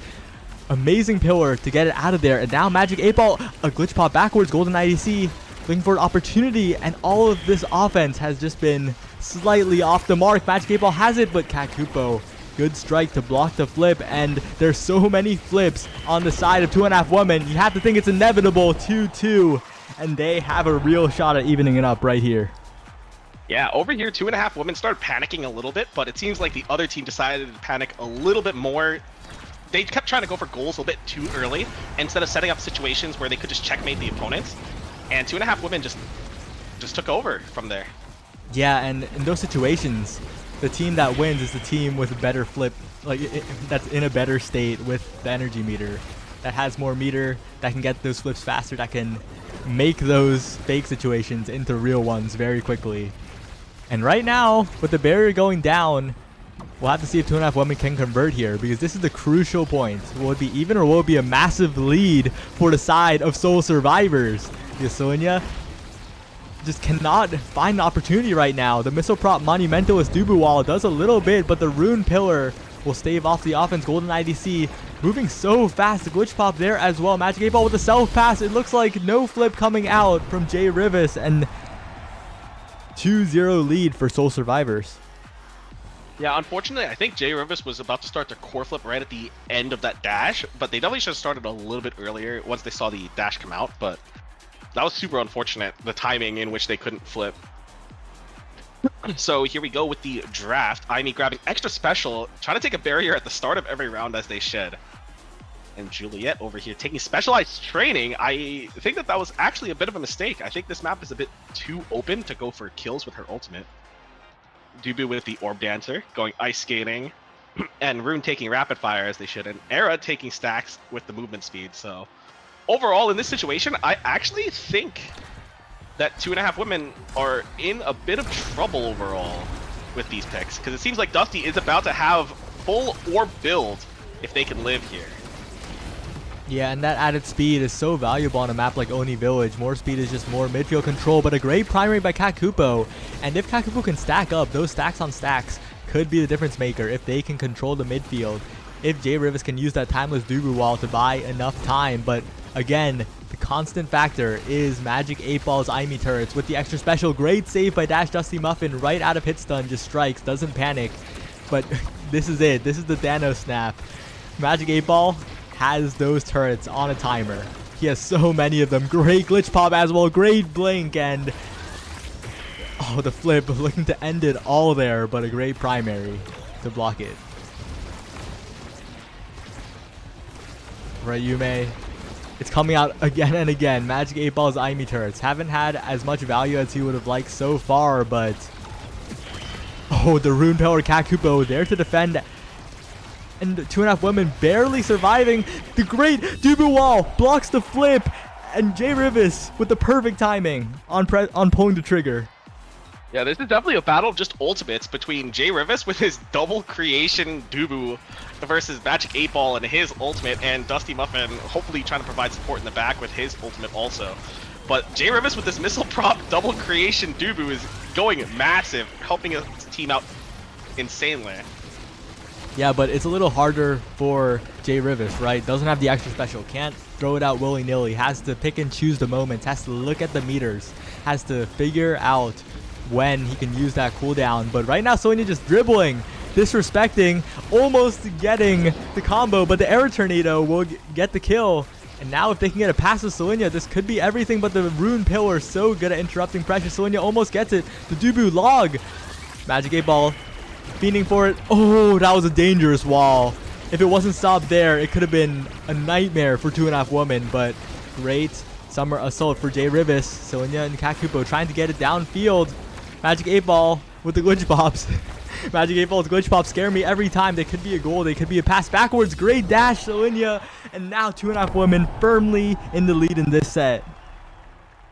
Yeah, it definitely seems like Cat Kupo and Selenia are starting to change it up a little bit, forcing Selenia here to actually go through with Dash Punch in the score instead of just trying to go for kills here. Which is definitely a smart decision, because Julie is one of the best stuffers in the game with Dash Punch. And great decision by Jay Rivas. That was like a very micro thing that I'm a big fan of. They didn't panic and run up to core after stunning. They just left it there. And most of the time, if you're Dubu and you stun in a bad place, leaving it there is the #1 option, especially when there's a turret right there ready to scare you. But extra special, IME, yet another turret comes through, and the core, out of the mess, goes in the perfect direction of the goal. And reminds us that this is still losable for 2.5 women. Yeah, this definitely still is. There is still 2 more points that the other team must make here. Oh, but really good Sonya, Aero Tornado with Dash wow. Punch. Oh my god, that was insane layering abilities right there. all right, and Sonya, oh, okay, I thought they still had a cooldown to use, but a great Dubu wall sets up a play, and 2.5 women are back in the game. It is 2-1, but that one just happened right now. Honestly, I think the tides have changed here. It seems like 2.5 women's offensive pressure is just starting to beat out the control that the other team can do here. Yep, Soul Survivors, though, I feel kind of happy here. No, never mind. They're not happy here. Build Different went infinite. They can't deny Build Different from Sonya. I think that is a big win because Sonya's last on the team in the draft still gets what they want here. It does seem like almost everyone did get what they wanted from this draft specifically. Rune here taking Fire Up. The new nerfed version, by the way, guys. Fire Up actually now gives 15% of the flip percent to his teammates. But they still give out the speed bonus, which is still going to be insane if Golden here can start farming orbs, or if Dusty gets Replicator. Actually, he has Replicator to pass more energy meter to his teammates.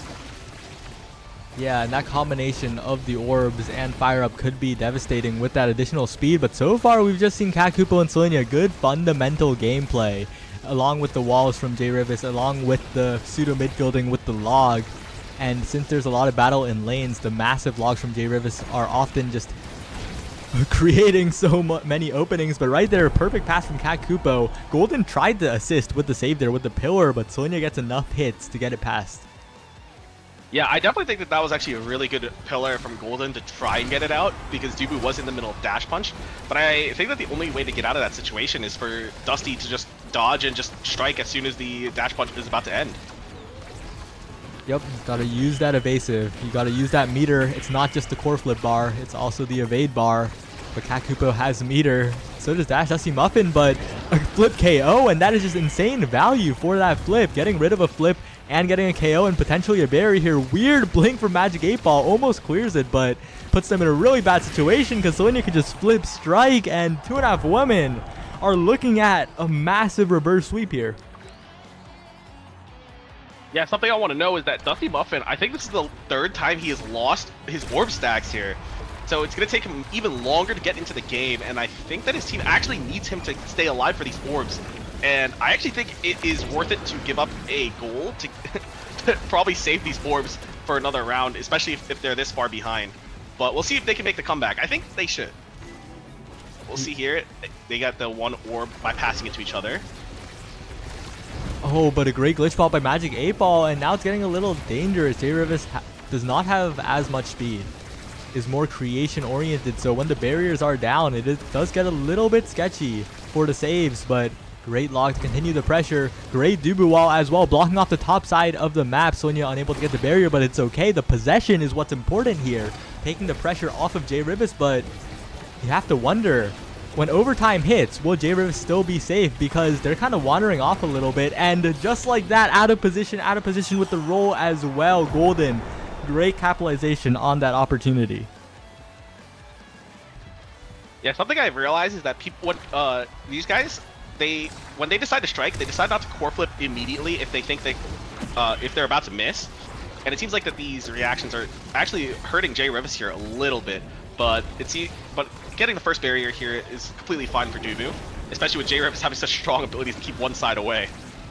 Yep, and Sonya dash punches, no hesitation. Gets the barrier, and that Dubu wall could be everything as Sonya's just in the thick of it. Waits for the pass back from Cat Kupo, and we are headed to a final set. Yeah, that Dubu Tofu Fortress just literally just got rid of that top side, just made it a scramble situation, and Selenia finding the dash punch, the dash away from everyone else to be able to score that. And here we go, Era with infinite cast the last, possibly, but I think she denies primetime here. Yep, and Rune takes hot shot, which also makes sense. And then Julie should take heavy. And I believe the Dubu should actually grab Catalyst, but he does grab Spark. And a cast the last do. Actually, Dusty isn't the one who grabs cast the last. I thought it was Dusty. But because I feel like if cast the last was on Dusty, it would have been better for him because he could actually stun Selenia long enough for him to be able to not get dash punched, possibly. Yeah, and right now Dusty has one thing on their mind, and it is just speed. They have peak performance, they have spark of resilience, they have spark of agility. That is what they want here, but the thing is, I don't think that's what they need. As you said, Selenia is just wrecking havoc on the side of 2.5 Woman. And with the numbers advantage, with the punch, and with Jay Rivas passing back and the bottom side blocked off, you have to think that this goal is so good. The offense has just turned around completely from 2.5 Woman. Oh, and they get it in there, and Selenia gets the kill on Dusty, losing his stacks again. All that speed isn't going to save Dubu. Yeah, all those good stacks, abilities again. the Orb Dancer stacks being permanently disappeared over and over is just a massive blow to the Soul Survivors game plan. But maybe a little bit of hope as the bandage comes out, but a top barrier taken for nearly free. And Kakupo with the flip. Selenia with the flip economy looking very good for 2.5 Woman. The dash punch comes in, the flip whiffs, but Jay Rivas shouldn't be too scared. Is okay with losing one barrier here. Doesn't lose two thanks to the Dubu wall. Magic 8 Ball making a crazy play there, just following the core and just letting it slowly veer towards the enemies. Yeah, and that's something that not enough players do. You don't need to strike the core when it comes to you, but Magic 8 Ball, that glitch pop to stun Jay Rivas, what a play. It's all even. Yeah, it seems like Magic 8 Ball is really trying to carry their team to the finish line here, taking almost both barriers, almost every single round, honestly, by himself. Yeah, and honestly, pretty surprising to see him do it on the Aimi. I thought he was a little bit of an Asher one-trick when I saw him previously, but it looks like he has branched out, so big props to that. And now another turret comes through. Jay Rivas staying healthy, not trying to risk anything. Great punch by Selenia. Bottom barrier goes down, but Kakupo and Selenia should be able to cover the top side. Golden IDC warping back. Magic 8 Ball moving out, and the top side locked down. The Dubu KO'd yet again. Selenia's getting these dash punches, getting too much of these dash punch KOs. Too many of them. Golden IDC saving it with the flip. Magic 8 Ball has a flip opportunity as well, but it just ends up moving back. No banish follow-up either. Now Jay Rivas with the flip as well. Jay Rivas able to progress it out of their side if Magic 8 Ball decides to put too much pressure on. But an unfortunate turret means that Magic 8 Ball is looking to do it all yet again. Looking to get both barriers, looking to get the goal as well. And right there, Jay Rivas out of position and getting scored on by the raw flip. Magic 8 Ball carrying this team to the finish line. And right there, Jay Rivas was actually playing so well, slowly clearing the core away from Magic 8 Ball to keep pressure away from his teammates. However, he ended up veering a bit too far away from his barrier right there. Magic 8 Ball just takes that opportunity and just punishes him for it. And Magic 8 Ball looking to do it all yet again, gets both barriers, and 2.5 Women need to do something quick. Dash punch from Selenia will do the trick, but a flip into log is not what you want to see. Magic 8 Ball burns the flip to evade, which is what you want to see from 2.5 Women. But the turret comes back out. They have to keep it away. The Dubu wall is blocking off the top side, but no longer. Kakupo looking to regain possession. Gets the tornado out. Almost gets the barrier. Great strikes from Dash, Dusty, Muffin.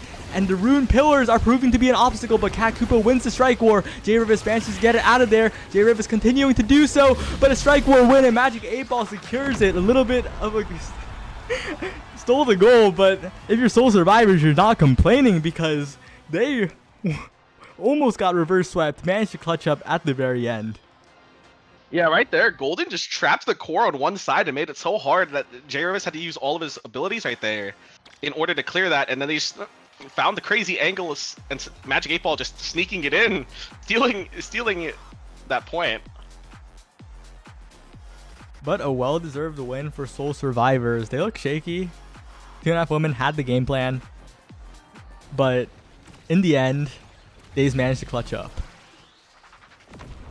It definitely was, as we said, Magic 8 Ball and Golden having incredible opportunities to keep the core in anywhere they want, as long as they are working together to keep the core in their possession. And 2.5 Women having a hard time clearing it out with their comp, because the only person who can clear it out is Dubu. However, I think that Selenia, in some positions, I think they could have just tried to dash punch it out from Aimi turrets and such. That's such a hard time. Trying to find the clears. But that was a well-played game by both teams, honestly. They started finding their opportunities, 2.5 Women, and then Magic 8 Ball just becoming God, essentially. Yep, and as we see these replays, it really went down to the wire. And they just let Magic 8 Ball cook a little too much. Oh wait, I just looked at the channel point predictions.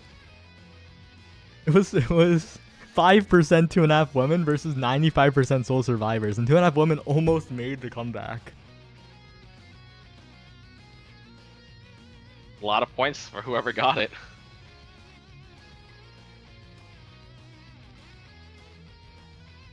Right, but our final match is approaching. Chikara Red versus Titan Dragonblade.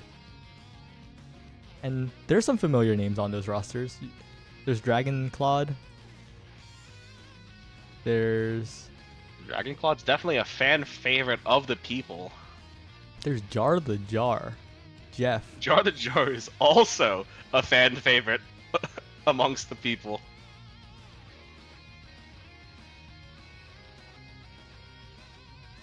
Well, you can't just leave us off with just those two names, Saya. I'm typing. Whoa. Chatting even. But yeah, I think the rosters, let's see. It's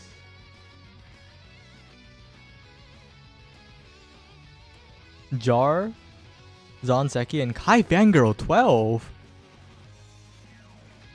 KFG, that's another fan favorite, and on the other side is a mix of Dragonclaw, Tiny Titan, and Blade's Devour, probably. What's with the probably? Probably did they have an alternate? I'm not sure.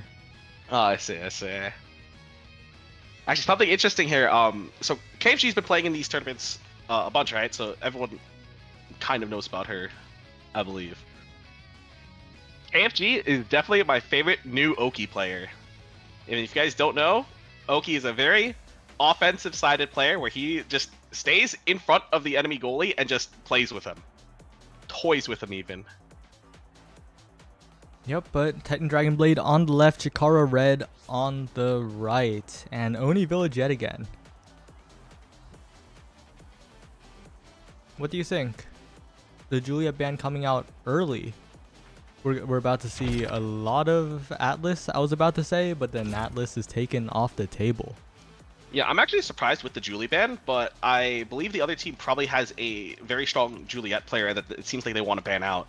And it does seem like they do want to ban out Dragonclaw's Atlas, specifically on Oni Village, which does make sense. Atlas is pretty broken on this map because his abilities just cover that whole bottom side if he gets one size training, and it's not fun. Yep, and I'm just interested in seeing the Kai Fangirl 12 gameplay here. I've seen a lot in in-houses, I've seen it a lot in the Discord calls, but we'll have to see if they can clutch up. But right now, Tiny Takaya getting the barrier, Kai Fangirl 12 as well, but this is going to be a battle of the midfielders. I feel like Zonseki's going to be a little lost among the speedsters.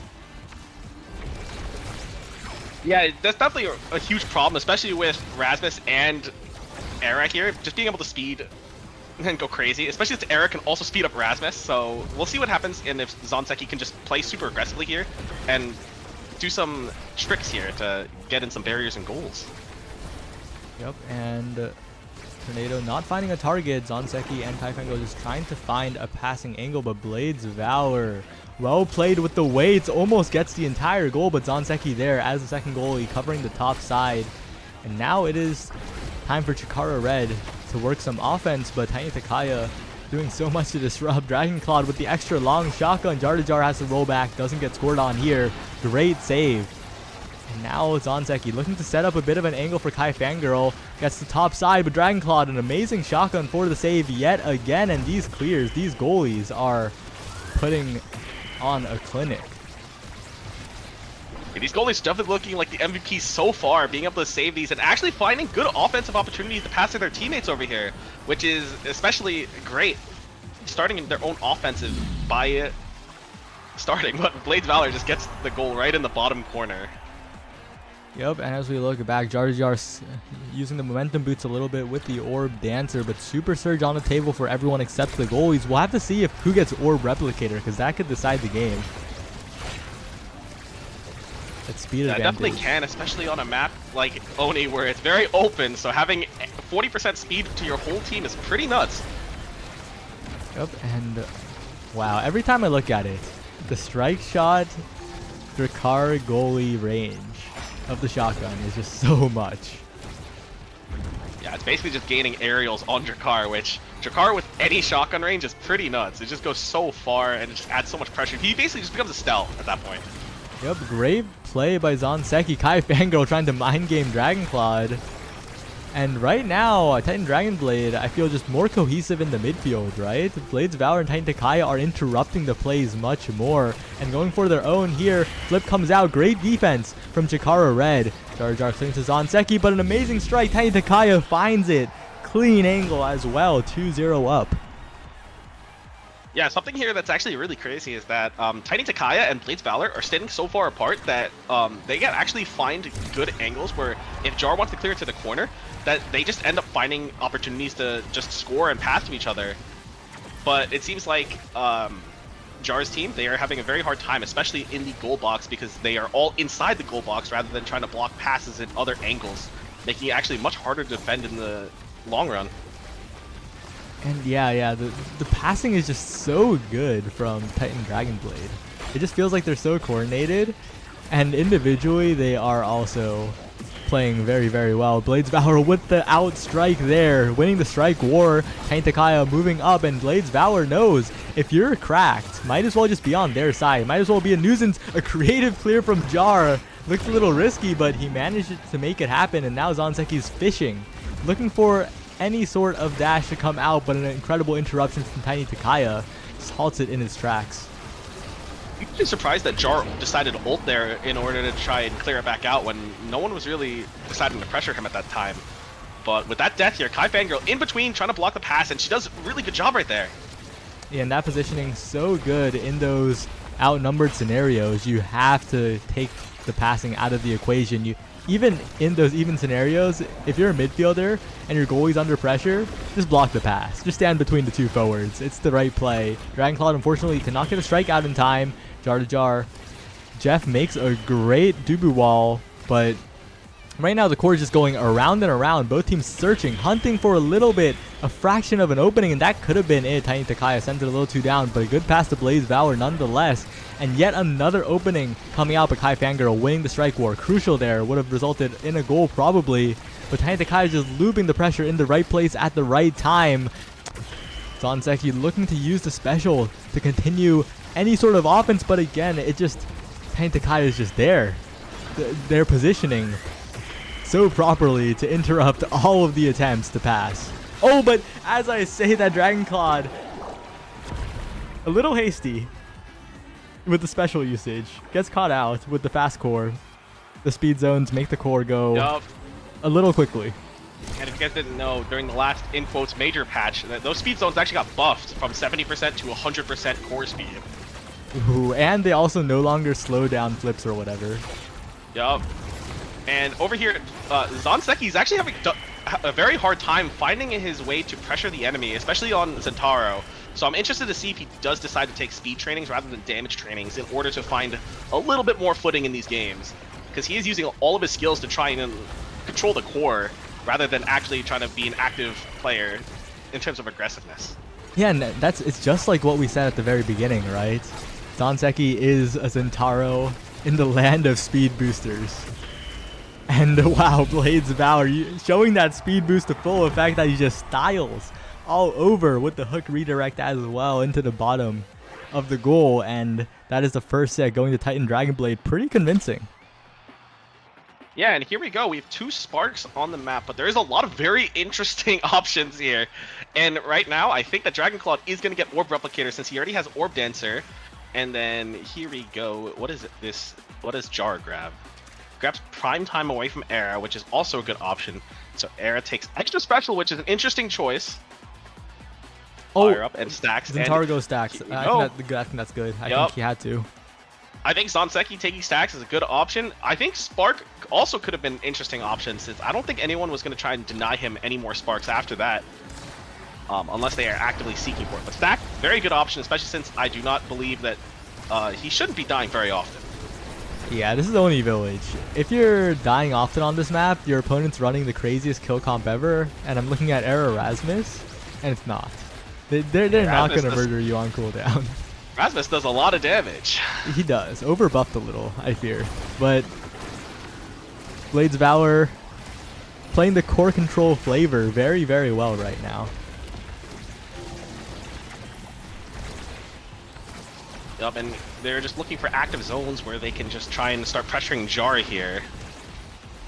And Blades Valor and Tiny Takai are split up very well, actually, with Blades punishing the bottom side while Tiny is on the left side. And Zonseki trying to find his way in. High key, like Blades Valor is so clean, is so patient with these scoring setups. What rank are they? Because they're like really running offense properly, and I'm a huge fan of that. Can I get a rank check? Any rank checkers in chat? Rank check, mid-platinum with 78% win rate. Ooh, still on the climb, I see. Still on that upwards journey. But And over here, I actually think that what should be happening here is that Zonseki should probably be playing up quite a bit more to find his footing. I know he does have stacks, but is it fully stacked yet? is he fully stacked? Well, he does. Oh, he is fully stacked. There it is. Oh, he also has Siphoning Wand in this game, which I think is also not a great option. Again, they aren't going to really find a lot of kills with Era, Dubu, Zentaro. So I definitely think having Slick Kicks would have been a better option for this game specifically. Yeah, and it's another thing about how like a lot of this game, a lot of the choices depend on every other factor. It's also why making an Awakening guide is a much harder endeavor. Or like making one that will actually put you on the same level as good players is basically impossible because you have to look at all the factors in a game, not just your own character. Yeah, it's like, guys, yell at Saya to make an Awakening guide. Again. I won't do it. It's too much work. If Yoki can't, like, if Yoki making a super basic one is so difficult, like, I cannot make a complete one. It is a nightmare. You might as well just, like, ask people at that point. You have plenty of people you can ask in the competitive Omega Strikers Discord, !Discord, people like Yume who are here to help you improve at the game and maybe flame you a little bit. But as I say that, the barriers are open. It is looking kind of good for Chikara Red if they can find some kind of scoring opportunity, if they can get a pass to Zonseki upfield. But that is just not happening. Blades Valor and Tiny Takai are just controlling the core so well, and when it goes to Dragon Claw, he just clears down, and those Oni Village speed boosts get it out of there. Oh, almost a goal from Zonseki as well. Great strike by Dragon Claw. Great strikes by Dragon Claw. So many saves coming out because of the patience. Now Tiny Takaya once again winning the strike war. Zonseki looking to make something happen with the passive strike. Does not. And once again, if the strikes go directly to Dragon Claw, those saves are a little bit trivial, I fear. Dragon Claw and Jard doing their best impressions of the Great Wall over here.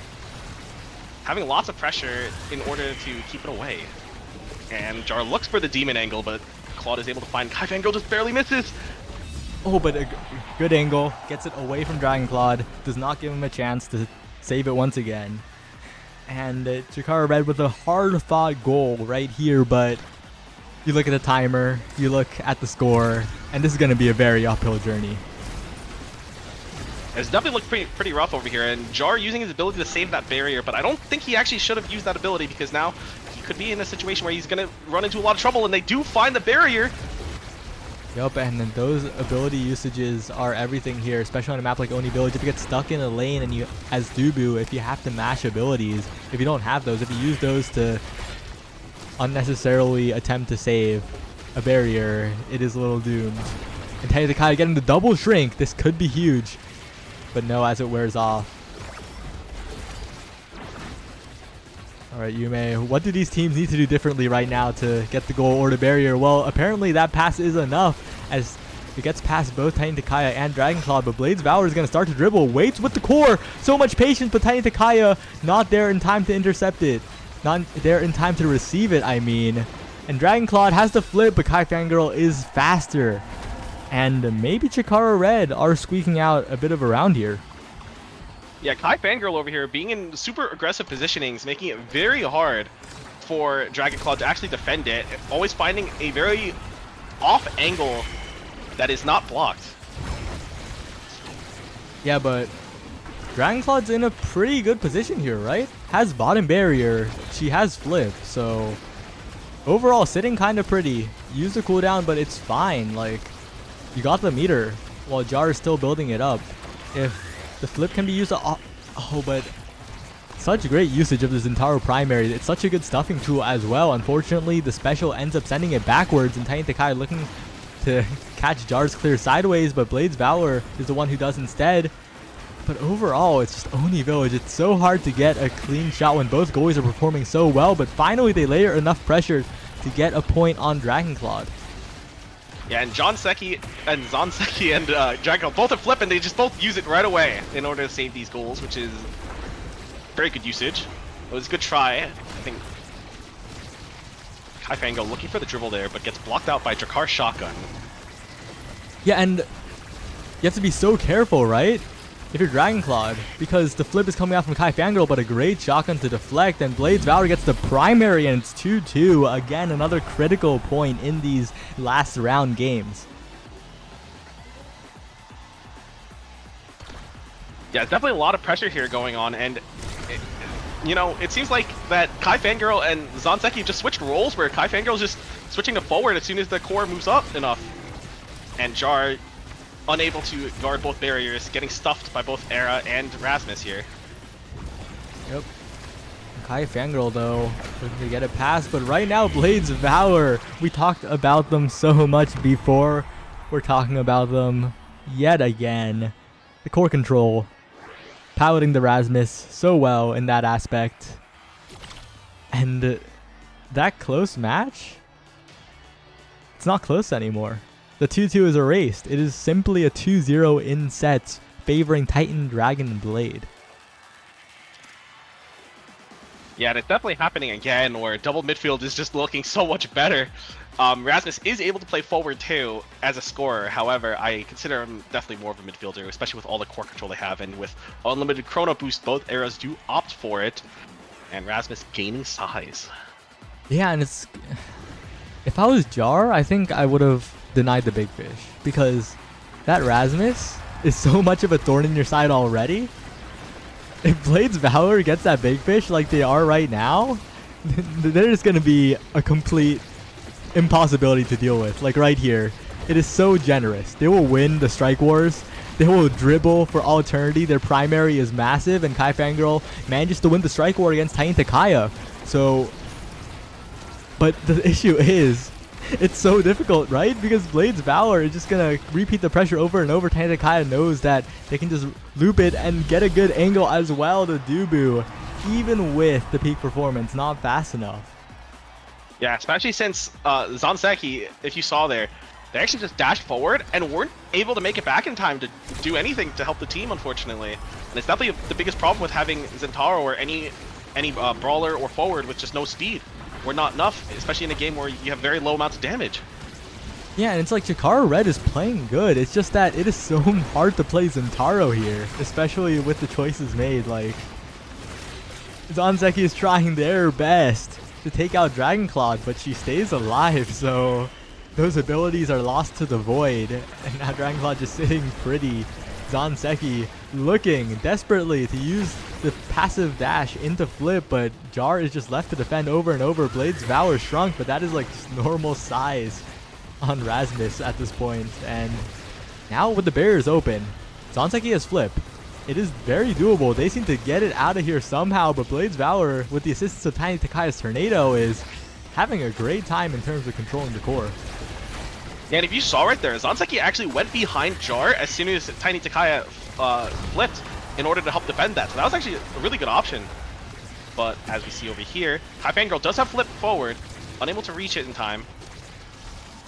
Yeah, and we need to see that Kai Fangirl flip be the difference maker, right? Because Dragonclaw doesn't have it. Oh, but the angle is slightly missed, and Kai Fangirl is taken out, and now Tiny Takaya has basically the easiest pass in the world to Blade's Valor, who will continue the offense. Dragonclaw in the backfield will provide as many passes as is necessary, and Titan Dragon Blade is a single goal away from going 4-0. Yeah, and right there, it was so unfortunate because Zanseki was trying to match the era instead of trying to stand in between, but I don't even think even if Zanseki stood in between, he could have pressured enough to stop that goal from happening. But as we see over here, Zanseki just trying to pressure Dragon Claw in. I think if they are going to try and do damage to Dragon Claw, I think they just have to commit to it at this point. Yeah, there's not piling on enough damage to any of these members. Blade's Valor was at half health, but if you don't have any abilities left, it's like it's just not a KO. It's just not getting there. And Blade's Valor with the speed, with the size, with the strike. 3-0 in the last set and 3-0 in set count. Titan Dragon Blade moving on to the Invitational. Yeah, and congratulations, Titan Dragon Blade. I think Blade's Valor looking insane over there on that Rasmus. And Rasmus is just a really strong character. He's definitely a jack of all trades character. Does quite literally everything you want and more. He's gonna cook dinner for you, you know, score goals for you, play midfield for you, give you a speed boost, give you a hug, anything. What a match. And we saw signs of life from Chikara Red as well. Well played, but the draft difference combined with how well the coordination was played from Titan Dragon Blade just overwhelmed them. Yeah, they were starting to put signs of life into there, but I think that Zanseki or their team just overvalued Super Surge on Zentaro if they weren't gonna run enough characters that helped him do enough damage. Zentaro's definitely more of a trickster type scorer rather than a straight brawler, because Zentaro kind of has a hard time actually finishing off kills, to be honest, especially without that extra damage. Yep, and as these replays wind down, congratulations to the teams that have succeeded, that have exceeded this qualifier, the OSAS Weekly number 3.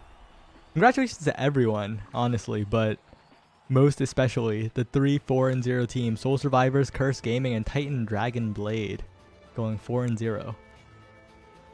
Yeah, definitely some very interesting games today too, because a lot of them, even the games that were almost blowouts, the other team just had lots of signs of life in them, and honestly, that's like the best part about these games.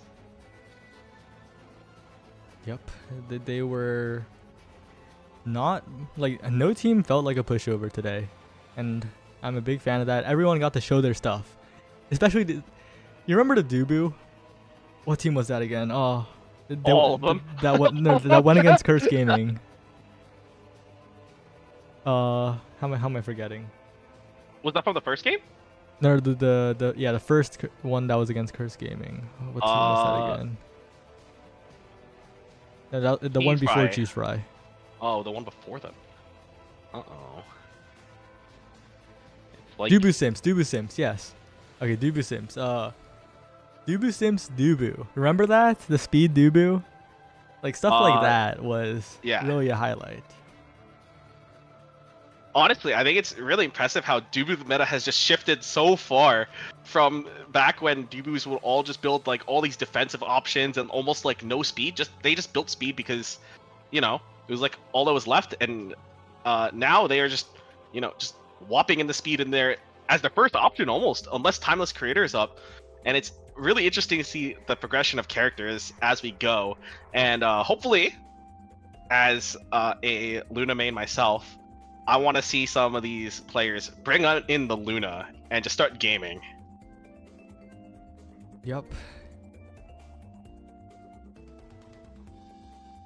Did we have anything we need to do? Do we have any other obligations? You want to shout yourself out, Yume, before we go raid someone? Nope, I do not shout myself out because I am not too active currently. Maybe when I'm active I will, but I think that it is not worth it for me right now. Let's see.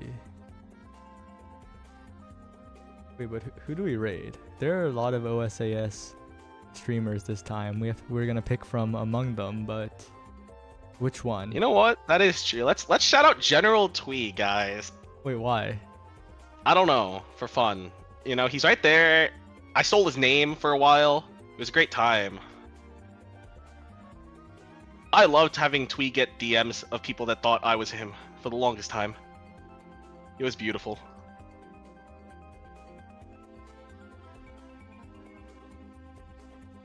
Alright, I found out who to raid. Who are we raiding? We're raiding the Great Austini 1 from Cheese Fry Gaming, I believe. Whoa. VFG, big fan of their overlay too. They got the gifts on lock. All right, so that's us about to sign off, guys. Please follow for more content. Exclamation this mark channel. Discord. Yeah. Yeah, join Coscord. Come do some in-houses. You know, have some fun, learn a little bit, get flamed a little bit. You know, laugh a lot when Brickbat comes back and starts yelling. You know, hit him with the brick bozo. Yeah, Coscord in-houses are magical. They're the only place where you could play against like top 10 players in in-houses and just chill. And they don't flame you on stream because it's in-houses. Well, you know. Maybe a little, but like less. Well, actually, no, Yeah. not really. Coscord in-houses are like surprisingly wholesome. They weren't in beta. I think they're way more wholesome now. Anyway. Yeah, I definitely think the worst case is people enter the Mind Palace, but you know. Yeah. Well, yeah, especially Yume if you don't ban Rasmus on Aimi's app, which is something Whoa. only he does. It's like everyone just cheats because they are allowed to pick Rasmus on Ivy's app. Whoa. All right, see you, besties.